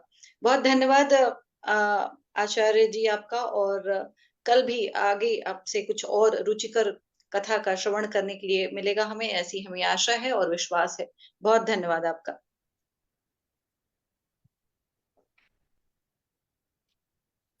कार्यक्रम के अगले भाग की ओर अग्रसर होते हुए तथा इसे और रोचक बनाते हुए अब समय आ चुका है कि कुरुम विद्यालय के कुछ माननीय शिक्षकों को हम यहाँ आमंत्रित करें।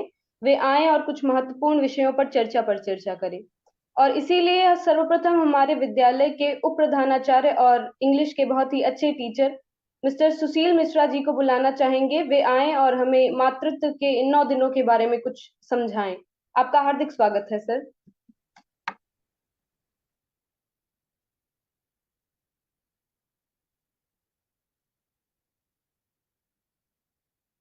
सभी को नमस्कार। साथ ही चैत्र नवरात्रि की बहुत बहुत शुभकामनाएं। इससे पहले मैं अपनी बात को आप सभी के समक्ष रखूं, मैं हमारे स्कूल के founder professor Balram Singh sir का धन्यवाद देना चाहता हूं, उनके इस विजन के लिए कि शिक्षा और संस्कृति को यदि हम एक साथ मिला दें तो विकास का जो अंकुरण है वो और अधिक द्रुत गति से हो सकता है। जैसा कि हम सब देख रहे हैं किस तरीके से सर ने संस्कृति, धर्म और शिक्षा को एक साथ एक ही मंच पे लाके खड़ा कर दिया है, और उसके सार्थक परिणामों को हम सब देख पा रहे हैं। साथ ही मैं धन्यवाद देना चाहता हूं अनुजा जी का, अपर्णा जी का और हमारी प्रिंसिपल मैम का, जिनके कुशल कोऑर्डिनेशन से यह प्रोग्राम बहुत ही सुचारू रूप से चल रहा है। इसके साथ ही मैं अपने बच्चों को कैसे भूल सकता हूं। हमारे बच्चे बहुत ही अच्छी एंकरिंग कर रहे हैं और उनको देख करके मुझे बहुत ही अच्छा लग रहा है। जिस मुस्कान के साथ वैष्णवी ने मुझे आमंत्रित किया, मुझे बरबस ही याद आ गई विगत वर्ष शालिनी प्रजापति की। बच्चों, आप लोग बहुत ही अच्छा कर रहे हो, कीप इट अप। मुझे बहुत ही अच्छा लग रहा है आप लोगों के कुशल नेतृत्व को देख करके।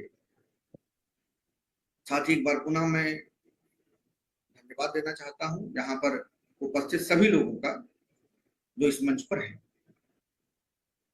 जैसा कि आज का मेरा टॉपिक है कि मातृत्व के 9 दिन, मातृत्व के 9 दिन और उनका हमारे जीवन में सामाजिक महत्व,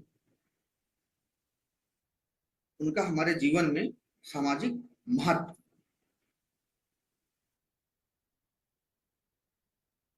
तो मातृत्व के जो ये 9 दिन हैं, क्या सिर्फ ये पूजा के 9 दिन हैं? हम देवियों की पूजा 9 दिन कर ली, व्रत रख लिया, सो गया? नहीं। जो ये नवरात्रि के 9 दिन हैं वो वास्तव में स्त्रियों की श्रेष्ठता का उत्सव मनाने का दिन है। सभी जानते हैं कि साल भर में 2 बार नवरात्रि आती है 9 दिन की। तो वास्तव में 9 दिन पूर्णता का प्रतीक है और इन 9 दिनों में हम ये देखते हैं कि कैसे जो देवियां हैं, जो हमारा देवियों के प्रति कल्चर है, वो इस बात को लेकर चलता है कि हम न केवल उनकी सौम्यता, सुंदरता और श्रेष्ठता को पूछते हैं, बल्कि जो देवियां थोड़ा सा विकराल रूप धारण करती हैं और जैसे काली की तरह और विकराल रूप धारण करके हमारे दुर्गुणों का नाश करती हैं, उन महिलाओं की पूजा भी हम करते हैं। तो ये 9 दिन हमें ये भी सिखाता है कि हम श्रेष्ठता के साथ साथ उन चीजों का भी पूजन करते हैं जो हमारी बुराइयों को दूर करने का प्रयास करती हैं, भले ही शारीरिक रूप से उनका आकार कैसा भी क्यों ना। एक बात और मैं रखना चाहता हूं आप लोगों के सामने कि 9 दिन ही क्यों। फर्स्ट मैं डॉक्टर सर की बातों को सुन रहा था तो उन्होंने एक बात बहुत अच्छी कही थी कि 9 दिन इसलिए कि 9 पूर्णता का प्रतीक है। ये बात पूर्णतः सत्य है कि हम 0 से शुरू करते हैं, 9 तक आते हैं और फिर 9 के बाद फिर और नई गिनती नहीं आती है, उसी को हम मिलाते जाते हैं और एक नई गिनती हमको मिलती चली जाती है, एक नया नंबर हमको मिलता चला जाता है। तो 9 पूर्णता का प्रतीक है, शायद इसीलिए 9 दिन रखा गया है, 10 दिन या 11 दिन या 12 दिन नहीं रखा गया है। तो अच्छा, दूसरी चीज क्या है कि हम भारतीयों की ये हमेशा से परिपाटी रही है कि नई चीजों का स्वागत हम श्रेष्ठता की पूजा के साथ करते हैं। जैसे विवाह हो गया, विवाह में हम मानते हैं कि भाई गणेश जी का पूजन किया जाए, तो ये चैत्र में नवरात्र शुरू हो रहा है, हिंदू नववर्ष है, ये शुरू हो रहा है। नई चीजों का स्वागत सदैव श्रेष्ठ व्यक्ति की पूजा के साथ ही होना चाहिए और देवी से पढ़ करके शायद ही कुछ अच्छा हो सकता है। एक बात तो ये भी मुझे लगता है कि 9 दिन इसलिए भी रखा गया है कि हम देवी की पूजा करें और उनके प्रति अपने आभार को व्यक्त करें कि भाई वो सर्वश्रेष्ठ हैं। और मैं ये भी रखना चाहता हूं कि अपनी बात को कि 8 चक्रों को जागृत करना। हमारे शरीर में मूलाधार से लेकर के सहस्त्राधार तक 8 चक्र होते हैं, जिनको जागृत करने से हम अपने आप को और अधिक अच्छा बना सकते हैं। तो मेरा मानना ये भी है कि इन 8 दिनों में जो देवी के रूप है, देवी के रूप के अकॉर्डिंग हम अपने चक्रों को जागृत कर सकते हैं और 9वें दिन उन चक्रों को एक साथ सम्मिलित करके उसका प्रयोग कर सकते हैं। तो एक बात ये भी हो सकती है। और तीसरी बात मुझे लगती है, वैसे तो कई सारी चीजें हैं जो लगती हैं सामाजिक दृष्टि से, मौसम की दृष्टि से, लेकिन जो तीसरी सबसे बड़ी बात मुझे लगती है वो ये लगती है कि देवियों के स्वभावों के अनुसार, जैसा कि हमारा जीवन है, हम अपने जीवन को 3 भागों में बांटते हैं। एक, जब हम पैदा होते हैं वहां से लेकर के 18 वर्ष तक। दूसरा, उसके बाद लगभग 50 वर्ष तक जब हम आर्थिक क्रियाकलाप करते हैं। और तीसरा जो वानप्रस्थ और संन्यास का मिश्रण है, इन 3 मुख्य भागों में हम अपने जीवन को डिवाइड कर सकते हैं, बांट सकते हैं। इसी तरह नवरात्रि को भी हम चाहें तो 3 भागों में देख सकते हैं। पहला है तमस गुण। ये जो तमस गुण है, ठीक शैलपुत्री से लेकर के और मां चंद्रघंटा तक का जो स्वरूप है, जो उनका स्वभाव है, उसके हिसाब से है। तो ये तम गुण है, तमस गुण है, ये पृथ्वी की तरह है। ये चीजों को पैदा करना, उसको पालना और उसके अंदर ज्ञान का सृजन करना, ये 3 चीजें होती है। ठीक उसी तरह जैसे माता शैलपुत्री से लेकर के और मां चंद्रघंटा तक है, हम पैदा होते हैं, ब्रह्मचर्य रूप धारण करते हैं, वहां शिक्षा ग्रहण करते हैं और उन शिक्षाओं को आत्मसात करते हैं मां चंद्रघंटा की तरह। तो दूसरा पेज है हमारे जीवन का, वो रजगुण की तरह है, रजस गुण, जिसमें हम आर्थिक क्रियाकलाप करते हैं। मां कूष्मांडा की तरह हम चीजों को इकट्ठा करते हैं।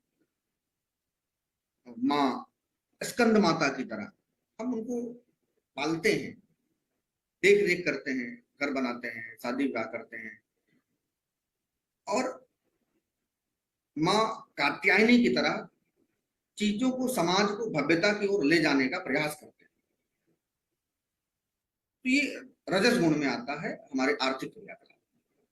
और तीसरा, उसके बाद जब हमारे अंदर रजस गुण आ जाता है, रजस गुण बहुत ही अच्छी चीज है। बिना आर्थिक क्रियाकलाप के भी समाज का विकास नहीं हो सकता है। हमें समाज को विकास की ओर ले जाने के लिए पैसे की जरूरत पड़ती है। उसके लिए हम पैसे का सृजन करते हैं। और फिर जब पैसे का सृजन हो जाता है तो कभी कभी हमारे अंदर अहंकार आ जाता है। तो उस अहंकार को नष्ट करने का कार्य करती हैं मां कालरात्रि।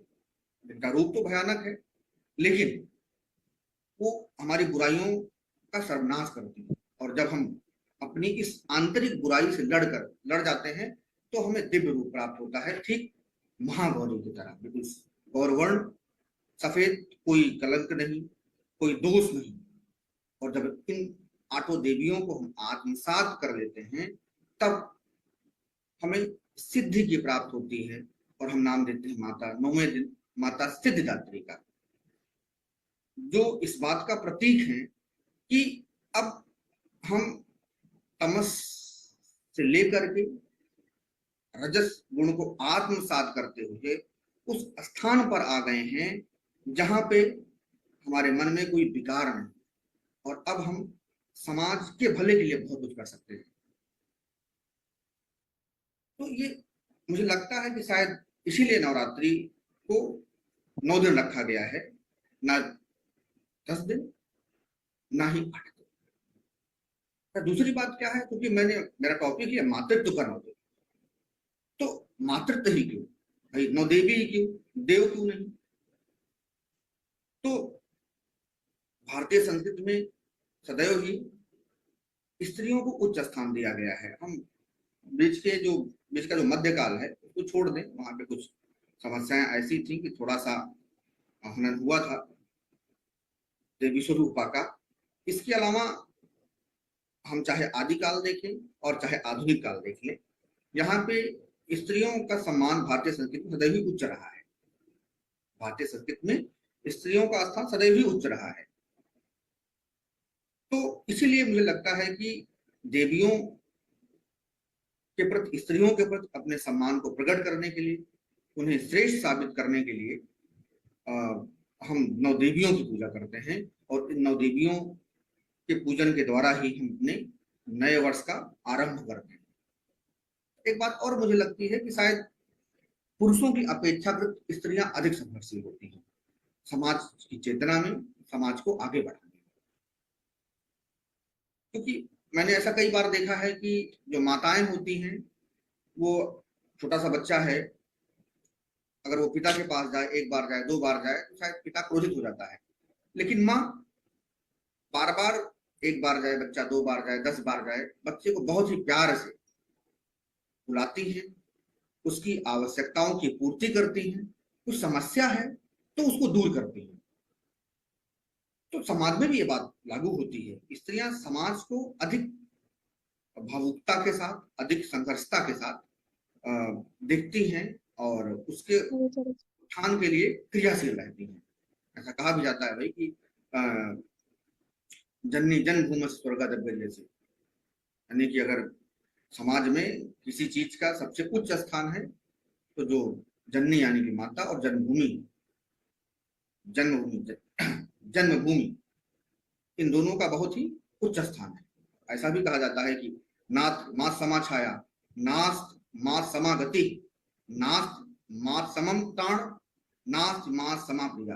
अर्थात माँ के समान, माँ जो कि स्त्री का ही रूप है, तो ना तो माँ के समान कोई छाया है, ना ही कोई सहारा है। माँ के समान कोई रक्षा करने वाला भी नहीं है और माँ के समान कोई प्रिय वस्तु भी नहीं है।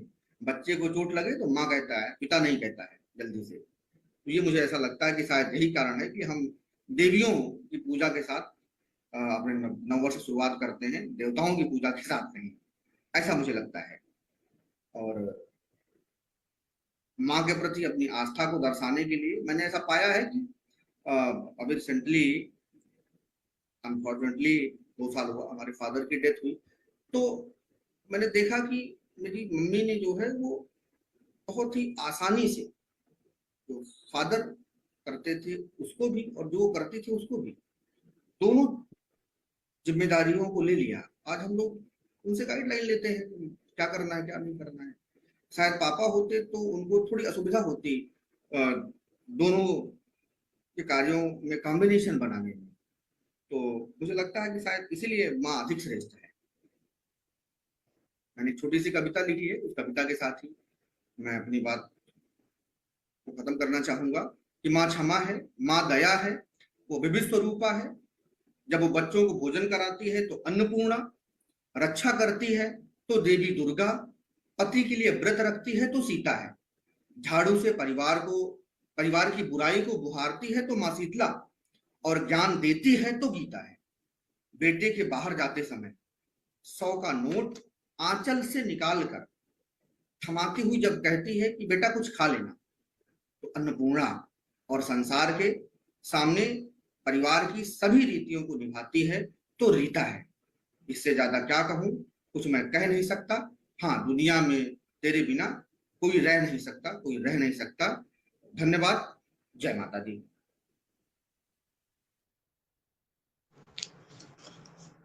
आपकी इतनी सुंदर कविता तथा मातृत्व के इन 9 दिनों के बारे में इतने अनूठे ढंग से बताने के लिए आपका बहुत बहुत धन्यवाद सर। इसी क्रम में आगे बढ़ते हुए अब मैं हमारे स्कूल की दूसरी शिक्षिका मिस शालिनी सिंह जी को बुलाना चाहूंगा। साथ ही आपको यह भी बताना चाहूंगा कि मैम हमारे बच्चों की पसंदीदा टीचर में से एक है। खासकर केजी सेक्शन में बच्चों के चेहरे पर मैम के स्नेह से अलग ही मुस्कान रहती है। आइए मैम से जानते हैं कि मानव जीवन में अनुशासन की भूमिका का क्या महत्व है। आपका बहुत स्वागत है मैम।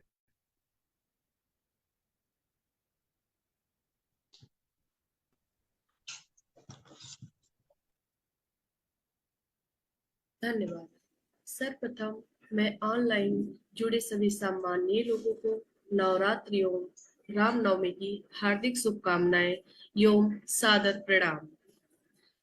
मेरा टॉपिक है मानव जीवन में अनुशासन की भूमिका। मैं अपने बच्चों को ये बताना चाहती हूँ, आज मैं जिस स्थान पे हूँ अनुशासन की वजह से ही पहुंची हूँ। तो अनुशासन हर सफल व्यक्ति के जीवन में एक महत्वपूर्ण भूमिका निभाती है। अनुशासन एक ऐसी प्रक्रिया है हमारे दिमाग को हर नियम कानून में रहने के लिए नियंत्रित करता है। हमारे जीवन में अनुशासन जितना महत्वपूर्ण है, हम सब बचपन में अनुशासन को उतना ही बड़ा दंड समझते थे। जब हमारे हमसे सीनियर हम पर कोई अनुशासन करते थे तो हमें ऐसे लगता था हमारा पनिशमेंट किया जा रहा है, दंड लगता था उनमें। जब हम अनुशासन की शुरुआत सीढ़ियां चढ़ रहे थे, अनुशासन में ही मनुष्य स्वयं का शारीरिक, मानसिक और रचनात्मक निर्माण कर सकता है। अनुशासन ही व्यक्ति को आगे बढ़ने में और प्रेरित करने में सफलता पाने के लिए प्रेरित करता है। हमारा एक सही तरीके से उठना, बैठना, खाना, पीना, एक व्यवस्थित जीवन जीना अनुशासित जीवन के अंतर्गत ही आता है। अनुशासन हमें सही दिशा देता है।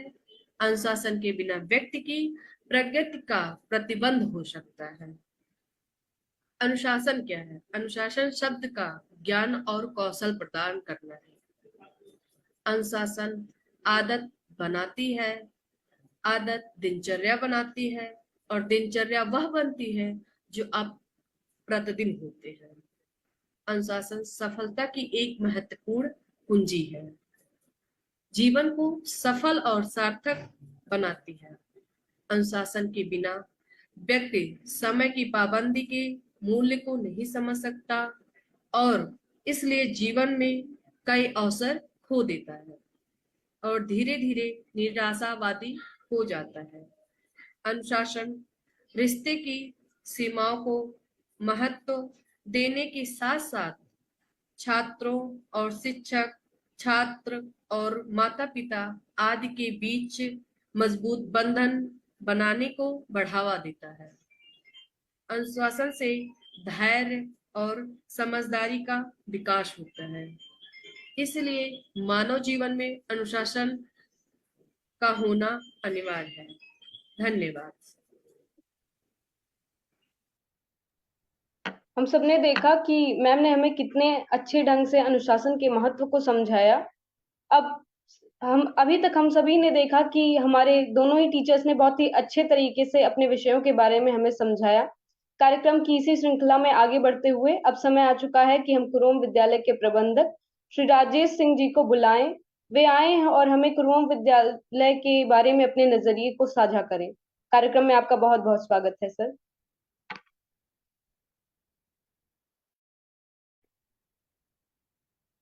धन्यवाद वैष्णवी। मैं राजेश कुमार सिंह कुरुम विद्यालय और कुरुम जन कल्याण संस्थान के अध्यक्ष पद पर। जैसा कि आपको विदित ही है कि ये जो सर आपका वीडियो ऑफ आ रहा है। जी वीडियो ऑफ आ रहा है सर।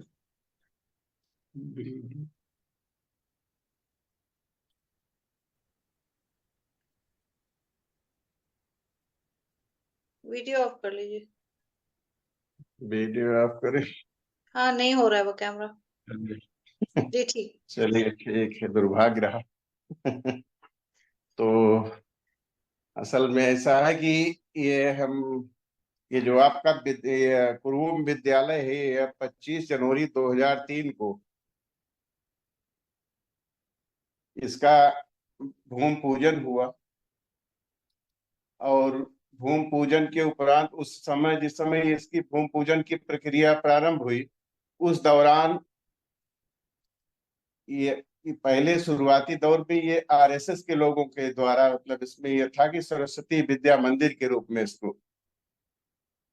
इसका निर्माण कराया जाए। प्रक्रिया अनवरत उनकी चलती भी रही, लेकिन लास्ट में हुआ क्या कि ये गांव और शहर दोनों के ये मैनेजमेंट के बीच में मतलब बात उलझी और उलझने के बाद उनसे हम लोगों के ताल्लुकात बिल्कुल भंग हो गए। तत्पश्चात फिर उसके बाद ये हुआ कि चूंकि इधर गांव में ये होता है कि मतलब बच्चियों के लिए व्यवस्था नहीं थी, बच्चों के लिए मतलब दूर दराज में मतलब बच्चे जा सकते थे और आ सकते थे, अपनी पढ़ाई कर सकते थे। तो पहले हम लोगों की ये अवधारणा थी कि मतलब बच्चियों के लिए विद्यालय खोला जाए, लेकिन ये काफी चर्चा के उपरांत ये हुआ मतलब भाई उतनी मात्रा में बच्चियां उपलब्ध नहीं हो सकती हैं, तो इसलिए उसको हम को एजुकेशन क्यों ना कर दें। और को एजुकेशन के द्वारा मतलब इसको फिर उसके बाद में ये आया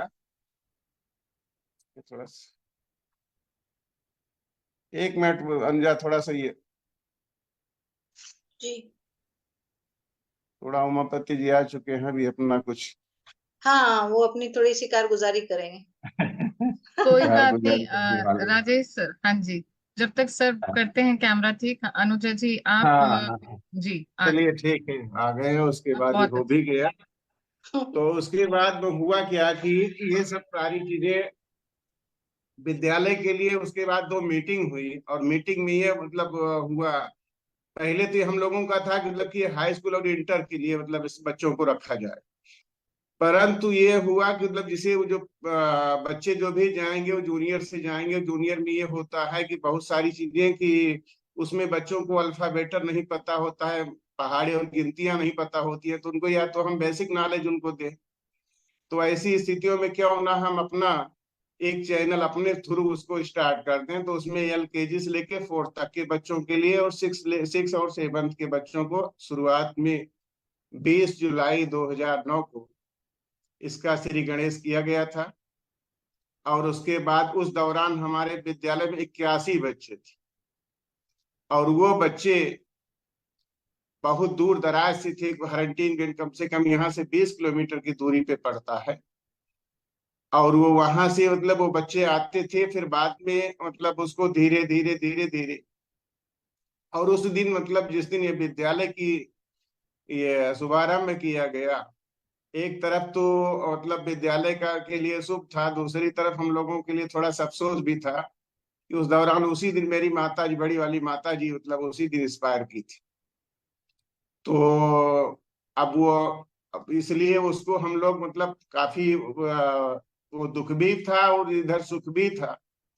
तो उसके बाद में वहीं से ये विद्यालय प्रारंभ हुआ, और प्रारंभ करने के बाद उसमें जो है बहुत सारी चीजें मतलब ये था मतलब चलते चलते चलते चलते, और उसमें उस दौरान ये आपका कोरोना काल भी आया। और कोरोना काल में ये स्थितियां हुई कि मतलब यहाँ पे बहुत सारे लोग तो उनके पास ना तो नेट पैक था, और ना उसके बाद में उनके पास वो एंड्रॉइड वाला मोबाइल था। तो इस दौरान बड़ी समस्याएं हो रही थी, और उस समस्याओं से जूझते हुए हम लोगों ने वहां पे एक टावर का निर्माण करवाया, एयरटेल का। और उस माध्यम से हमारे जो मतलब गवर्नमेंट की गाइडलाइन थी कि मतलब कोई भी मतलब कहीं भी आए जाए ना, बावजूद उसके ये था कि हमारे सारे टीचर जो है एक एक कमरे में बैठ के और अपने मतलब सारे बच्चों की मतलब उनको इन्फॉर्म करके और उनकी एक एक लिस्ट लेके, और उसके बाद सारे बच्चों को जो भी विषय उनके हुआ करते थे सारे बच्चों को उन्होंने पढ़ाया। और पढ़ा के मतलब उनको आज ये स्थितियों में किया कि मतलब हमारा विद्यालय एक ऐसा विद्यालय है जो कि पूरे मतलब इतना समय गुजर गया बावजूद उसके जो है उसमें एक भी दिन मतलब पढ़ाई बंद नहीं। गवर्नमेंट की तमाम सारी चीजें ऐसी हैं मतलब उसमें विद्यालय का भी तो जनवरी में पूरे महीने बंद करने के लिए वो आदेश हो चुका था, बावजूद हम लोगों ने मतलब एक भी दिन मतलब वो विद्यालय तो मतलब ऑफलाइन बंद था, लेकिन ऑनलाइन बच्चों को सारी मतलब उनको प्रभावित न हो सारी मतलब की शिक्षा व्यवस्था, इसलिए पूरे पूरे महीने उन बच्चों को कंटिन्यू पढ़ाया। और उसके बाद में अब ये हमारे टीचर्स जो भी है काफी मतलब परिश्रमी है, और वो परिश्रम के कारण ही मतलब उसमें ये है कि हमारा एक बच्चा जो है वो IIT कोटा से करके मतलब वो इंजीनियर की पोस्ट पे है। एक बच्चा हमारा मतलब वो फिल्म लाइन में मतलब वो चल रहा है, और उसके बाद में एक बच्चा है जो नेवी में मतलब वो इंजीनियर की पोस्ट पे मतलब पहुंचा हुआ है। अभी इस बार मतलब ऐसा मतलब पढ़ाई का माहौल इस तरह से था कि इस बार हमारा जो रिजल्ट आया हुआ था उस रिजल्ट में जिले में नंबर 2 की पोस्ट हमारे विद्यालय को मिली। तो इस तरह से सारी चीजें मतलब उसमें हमारे विद्यालय को मतलब ये गांव का विद्यालय जरूर है, लेकिन हम लोग मतलब उसमें जो भी नवाचार मतलब होता है सारे नवाचार को हम लोग प्रयोग में लगा रहे हैं। और उसी की बदौलत ये है कि आज हम पूरी तरह से जिले की जो नामी गिरामी विद्यालय हैं उन विद्यालयों में भी हम मतलब अपना हम उनके साथ भी फेस सामना करने के लिए तैयार रहते हैं हमारे सारे बच्चे। हमारे यहाँ मतलब डिबेट की भी प्रक्रिया है कि मतलब ये नहीं है कि मतलब उनको हम शिक्षा से ही जोड़े, उनको हम अध्यात्म से भी जोड़ते हैं, उनको संस्कार से भी जोड़ते हैं, और उन संस्कार मतलब विज्ञान की मतलब जो भी प्रयोग होते हैं उन प्रयोगों के माध्यम से, और आस पड़ोस के अपने जो भी हमारे गार्जियंस हैं, जो भी हमारे विद्यालय हैं, उन बच्चों को भी मतलब ये मोटिवेट करते हैं कि वो लोग भी इस तरह से अपना वो करें। ठीक है, धन्यवाद।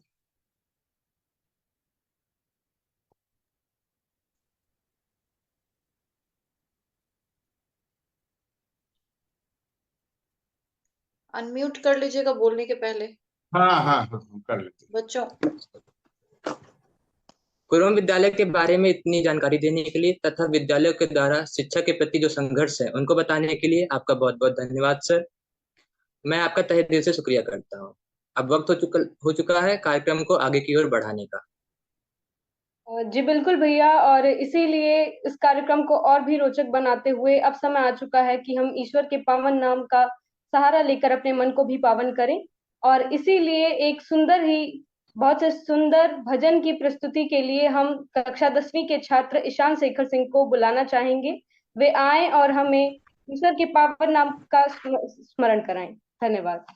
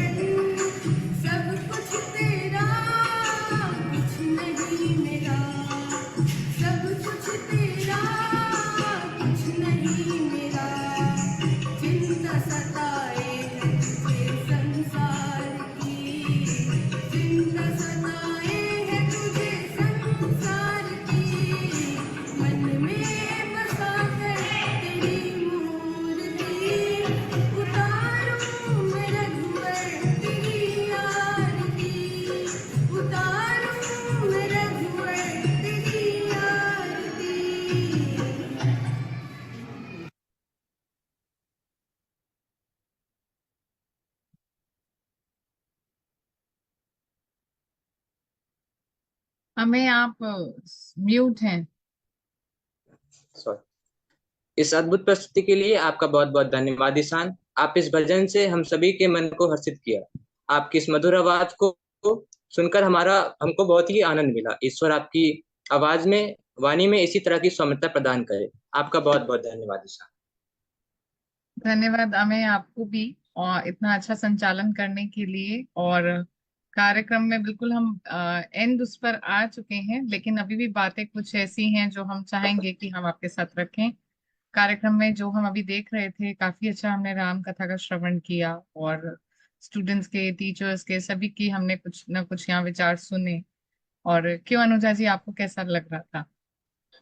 जी अपर्णा, बहुत ही अच्छा लग रहा है, और बिल्कुल इन्वॉल्व होकर हम एकदम एंगेज होकर सुन रहे हैं, और सारे डिस्कशंस भी जो हो रहे हैं, बात हो रही है, भजन हो रहा है, बच्चों ने बहुत अच्छा बच्चे ने गाया, ईशान ने। और इसके साथ में वैष्णवी और अमय, आप लोग तो बिल्कुल छा गए हैं। इतना अच्छा आप कर रहे हैं, प्रोफेशनल एकदम, कि लग रहा है कि हम लोग तो वैसे ही इतने सालों से ये कर रहे हैं, पर आप लोगों ने ये शुरू ही किया है और इतना बढ़िया कर रहे हैं। आप लोग एक एग्जाम्पल, एक उदाहरण है उन बच्चों के लिए जो करना चाहते हैं इसमें आगे कुछ। तो बहुत अच्छा, जी, और मजा मैं आता है स्टूडेंट्स को प्रोग्राम। बताना भी चाहूंगी कि अनुजा जी को डायरेक्टर हैं टीसीएन मीडिया के, और पहले और जर्नलिस्ट हैं, और साथ में जर्नलिज्म के, क्योंकि उनकी स्टडीज उसमें रही है, तो उन्होंने इस तरह के प्रोग्राम्स को दूरदर्शन पर किए हुए हैं। तो आपके लिए तो ये एक तरह का ट्रेनिंग मोमेंट चल रहा है थ्रू दिस प्रोग्राम। ये भी एक बात है कि सीखने के लिए आपको मिल रहा होगा यहाँ, मुझे लगता है ऐसा। और मैं यहाँ पर सबके साथ ये भी शेयर करना चाहूंगी, एक जो कल मैं करना चाहती थी। पहले ही दिन हमारा जब कार्यक्रम हुआ, उसकी चर्चा यहाँ डॉक्टर धनंजय भन जी हमारे साथ हैं। उन्होंने विश्वस्य वृतांत न्यूज़पेपर में उसकी छोटी सी एक रिपोर्ट बनाकर, संस्कृत में ये न्यूज़पेपर है और गुजरात से ही पब्लिश होता है, तो उन्होंने ये रिपोर्ट बनाकर पहले दिन की न्यूज वहां दी है, और जो कि न्यूज़पेपर में पीडीएफ के माध्यम से मुझे मिली। और ये ऑनलाइन न्यूज़पेपर भी है और प्रिंटेड मीडिया में भी है, और आगे भी आने वाले दिनों में वो इसी तरह से कुछ ना कुछ रिपोर्ट्स हमारे यहाँ की जो कार्यक्रम रहेंगे वो देते रहेंगे। तो हम सब उनका भी धन्यवाद करते हैं। और कल उन्होंने अपने विचार कुछ यहाँ पर जो ये दो तस्वीरें हमारे पोस्टर में दिख रही हैं उस पर उन्होंने रखा था, उसके विषय में बताया था। तो मैं यहाँ पर कल प्रोफेसर बलराम सिंह जी ने एक बात पूछी थी यहाँ पर कि क्या अगर दोनों फोटोज में से हमें कुछ चुनना हो तो हम कौन सा चुनेंगे। तो वो पोल अभी हमारा रहता है। अगर इस बात को सर आप आगे बढ़ाते हैं, या अनुजा जी, आप तो ज्यादा मीडिया है, तो मीडिया पर्सन है, तो आपकी ज्यादा विचार इस पर आएंगे, दोनों फोटोज के माध्यम के बारे में आप क्या कहेंगे? जी बिल्कुल, और फोटोज के विषय में बिल्कुल ये है कि हमें नई नई जो चीजें हैं, जो अच्छे से कम्युनिकेट कर सकें, जो भी हमारे भाव हैं, जो बात है, इन सबको जो लगता है कि होना चाहिए वो बिल्कुल करना चाहिए। और प्रोफेसर सिंह के बारे में आपने कहा, तो उनके बारे में तो ये मशहूर है कि वो बातों को अलग तरीके से और बहुत ही इंटरेस्टिंग तरीके से करते हैं पढ़ना। तो क्या कहते हैं, क्या प्रोफेसर सिंह से हम कुछ अगर वो कुछ कहना चाहें आज का प्रोग्राम जो है उसके बारे में, आज कार्यक्रम जो हुआ है कथा से लेकर अभी तक, कुछ यदि बिल्कुल कहना सर चाहें के प्रोफेसर सिंह। कंक्लूडिंग रिमार्क्स तो हम लिए बगैर जाने नहीं देंगे, सर को प्रोग्राम मीटिंग ऑफ नहीं करने देंगे। जी, हर व्यक्ति यहाँ तो कहने के लिए ही पैदा हुआ, आज तक कोई मिला नहीं मुझे जो कुछ कहना नहीं चाहता। साहब, बहुत अच्छी अच्छी बातें आप लोगों ने कही, क्योंकि आप लोग भी कहने के लिए पैदा हुए। और ये जो आपने दो बच्चों की बात बताई, वैष्णवी और विक्रम की, ये बहुत बड़ी, बहुत अच्छी ट्रेनिंग है। और यही नहीं, इसमें क्या है, एक रोल अदा होता है। आप लोग एक रोल अदा कर रहे हो, सिर्फ ये नहीं कि अपना जो मन में आए वो कर। ये रोल अदा की जो संस्कार मिलते हैं इस उम्र में, ये आपको बहुत काम आएंगे। मैं अपने विद्यार्थियों, पीएचडी के विद्यार्थियों, उसके ऊपर वालों को भी पूछता, कभी आपने नाटक किया जिंदगी में? अगर नाटक किया है तो ये जिंदगी बहुत जबरदस्त बढ़िया चलेगी, क्योंकि आपको बहुत सारे नाटक करने पड़ते हैं। मैं आज जो भी बना हूँ, पिता हूँ, पुत्र हूँ, भाई हूँ, ये सारी चीजें एक नाटक होता है, खेल करना पड़ता है। हम सबके साथ, बच्चों के साथ भाई बहन तो बन नहीं सकते, भाइयों के साथ ही भाई बहन बन सकते हैं। तो इस तरह के हमको ये सारी करने पड़ते हैं। ये आदत, संस्कार, ये आपके कुरुम विद्यालय में, आप लोग तो जानते हैं, डिबेट वगैरह भी होता है वहाँ पे, अच्छे से, बहुत अच्छे से डिबेट होता है। तो ये सिर्फ ये जो हमारा नवरात्र मनीषा है, सिर्फ यही नहीं चल रहा है, बल्कि ये आपके शिक्षा का एक अंग बन चुका है। और हमारी संस्कृति, हमारी सभ्यता, ये सारी चीजें हमको शिक्षा का अंग बनाना चाहिए। और ऐसे कभी कभी होता, लोग कहेंगे नहीं तो किसी मजहब की बात हुई, किसी रिलीजन की बात हो रही, इसको शिक्षा से कोई लेना देना। ये उन लोगों की बात है जिनके मजहब और धर्म में दुनिया भर की कट्टरता है। मजहब और धर्म तो हमको अच्छी अच्छी बातें बताते हैं, अनुशासित होना चाहिए। जैसे एक टीचर ने बताया कि हमको अनुशासन कैसे कर, अपने को अनुशासित करना चाहिए। आपको भी, इन बच्चों को भी अनुशासित होना पड़ रहा है, अनुशासित होके सब चीजें कह रहे हैं। हम सारे लोग, अब अपर्णा और अनुजा भी अनुशासित होके, मिसेज अफजल, बाकी टीचर लोग, सब लोग अनुशासित होके आए हैं। और ये अनुशासन बहुत जरूरी है। अनुशासन का मतलब होता है जो शासन पहले था उसका फॉलो कर रहे हैं, मतलब हमारे संस्कार, हमारी संस्कृति, हमारी परंपरा, हमारी रीति, रघुकुल रीति सदा चली आई, प्राण जाए पर वचन न जाए। ऐसी चीजें जो होती, रीति जो ऐसी होती, जिसके मैंने पहले बताया कि वो सत्य होता है। तो सत्य जो सिद्ध हो चुका है, जो कि परिवार से आता है, कुल से आता है, क्योंकि कुल में हम झूठ नहीं बोल सकते। अपने बाहर आपसे कुछ भी बोल दें, लेकिन बच्चे तो हमारे घर में हैं, अगर उनके साथ में झूठ बोलूंगा तो उनको पता लग जाएगा झूठ बोल रहे हैं ये। तो इसलिए कुल की रीत कही जाती है। कुल सबसे बड़ा विद्यालय है और आप लोग उस विद्यालय के एक्सटेंशन है, जितने विद्यार्थी हैं। और ये टीचर कह भी चुके हैं कई बार, आप लोगों से बहुत प्रेम है, बच्चों से बहुत प्रेम है, कि वो माता पिता के जो संस्कार हैं, जो उनकी इच्छाएं हैं, उनकी जो कामनाएं हैं, उनको आगे बढ़ाते हैं।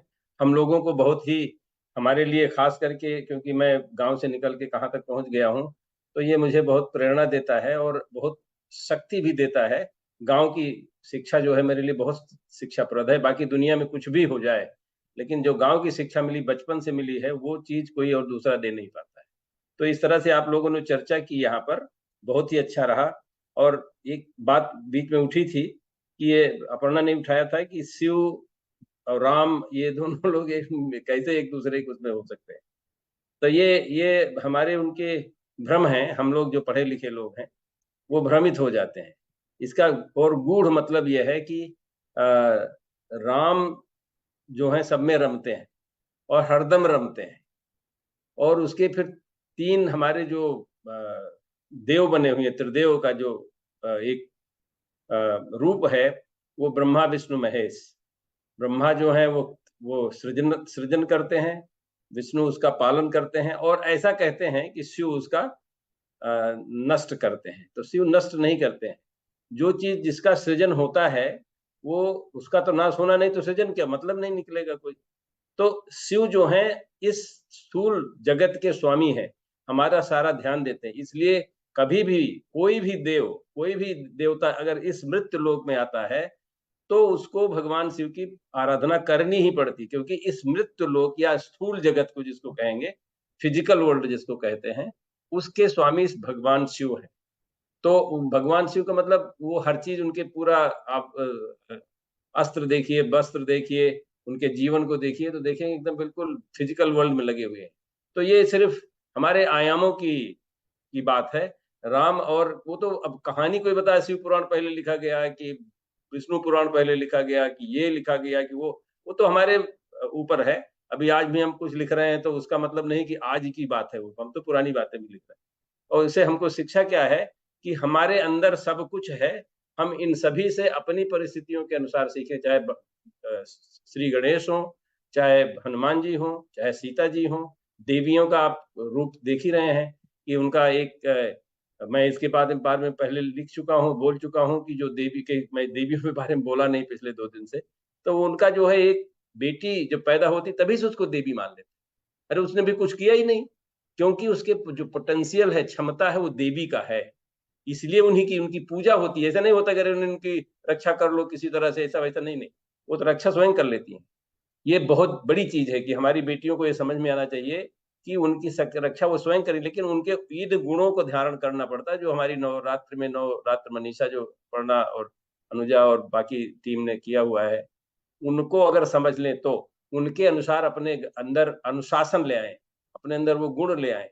और जैसे कि सुशील मिश्रा जी ने भी कहा, उन्होंने बताया कि वो सतरजतम की एक रूपा है। सतरजतम ही हमको हमारा आयु बनाता है। आयुर्वेद में सतरजतम बहुत आवश्यक है। हमारी जिंदगी, लाइफ जो है उसी से होती है। तो इन सब चीजों को जब हम इंटीग्रेट करते हैं तब हमारा जीवन आगे बढ़ता है संतुलित भाव से, हमको आनंद भी आ जाता है। बहुत बहुत धन्यवाद। आशा है कि आप लोग ऐसी इन चर्चाओं से कुछ इस तरह के अपने अनुसार सीख ले रहे हैं और उसका सभी को लाभ हो। यहाँ पर मैं एक चीज बोलना चाह रही हूँ अपर्णा, कि प्रोफेसर सिंह से आगे अब इस एपिसोड में, आज का एपिसोड का जो समय है वो तो समाप्त हो रहा है। उन्होंने कहा ना, नष्ट नष्ट तो कभी होता नहीं है, शिव संहार करते हैं। अब आपसे ये आप शब्दों को जिस तरह से प्रस्तुत करते हैं, तो अगले कुछ एपिसोड्स में या कल ही आपसे हम पूछेंगे कि संहार का मतलब, संहार का अर्थ क्या होता है। क्या उसका कुछ अर्थ जरूर ऐसा होता होगा जिसमें कुछ सृष्टि ही होती होगी, क्योंकि कुछ भी कभी भी नष्ट नहीं होता है, जैसे आपने कहा। तो ये आपसे हम जानना चाहेंगे। सारी बातें बड़ी गूढ़ हैं भारतीय सभ्यता, संस्कृति और परंपरा की। इसका कुछ ना कुछ, हर बात का कोई ना कोई अर्थ है, और बहुत सकारात्मक अर्थ है। कहीं पर भी कोई नेगेटिविटी, नकारात्मकता नहीं है। ये बड़ी खासियत है, विशेषता है हमारी सभ्यता की। बहुत धन्यवाद। और ये जो आपने विचारों की बात कही कि कहीं नकारात्मकता नहीं नजर आती, सकारात्मकता ही नजर आती, उसका कारण हम अपने, जैसे सर अक्सर कहते हैं कि संस्कृत वालों को मैं बड़ा मान देता हूँ, या कभी कभी कुछ कहते हैं इस तरह से। तो ये संस्कृत की, शायद संस्कृत की नहीं तो वेदों की देन तो है ही, क्योंकि वेद में कहीं भी आपको नेगेटिविटी या नेगेटिव थॉट्स नहीं मिलेंगे, सब जगह सकारात्मक भाव है। और भारतीय संस्कृति की जो रूट्स हैं वो वेद पर आधारित है। वेद वेद ही है जो वृक्ष के रूप में भारतीय संस्कृति की विभिन्न शाखाओं में पनपता है, और हम सब उसके फल के रूप में सामने इन विचारों को रख रहे हैं। तो ऐसी कुछ बातों को हम आगे भी करते रहेंगे, और हम बिल्कुल ऑन टाइम है, 59 हुए हैं। तो अब बस मंगल कामना के साथ हम कल पुनः मिलेंगे और राम कथा का आगे श्रवण करेंगे। और हम पंडित जी से मैं रिक्वेस्ट करना चाहती थी कि वो जैसे कथा के कुछ कुछ प्रसंग ले रहे हैं, यदि उन तक हमारी बात जा रही है, तो जैसे सुंदरकांड बहुत ही अच्छा लगता है सुनने में, तो ऐसे प्रसंग भी बीच बीच में लें, ताकि वो हम जी। हमेशा सेम ना रहे नवरात्र मनीषा में, कुछ नए प्रसंग भी आए प्रतिवर्ष। तो ये भी हमें थोड़ा इसमें इंक्लूड कर देंगे आगे से। और मंगल कामना आपके सामने पुनः मैं करती हूँ। सर्वे भवन्तु सुखिनः, सर्वे सन्तु निरामया, सर्वे भद्राणि पश्यन्तु, माँ कश्चित् दुःखभाग् भवेत्। ओम शांति ही शांति ही शांति। ओम। कल फिर मिलेंगे। धन्यवाद आप सभी का। नमस्कार।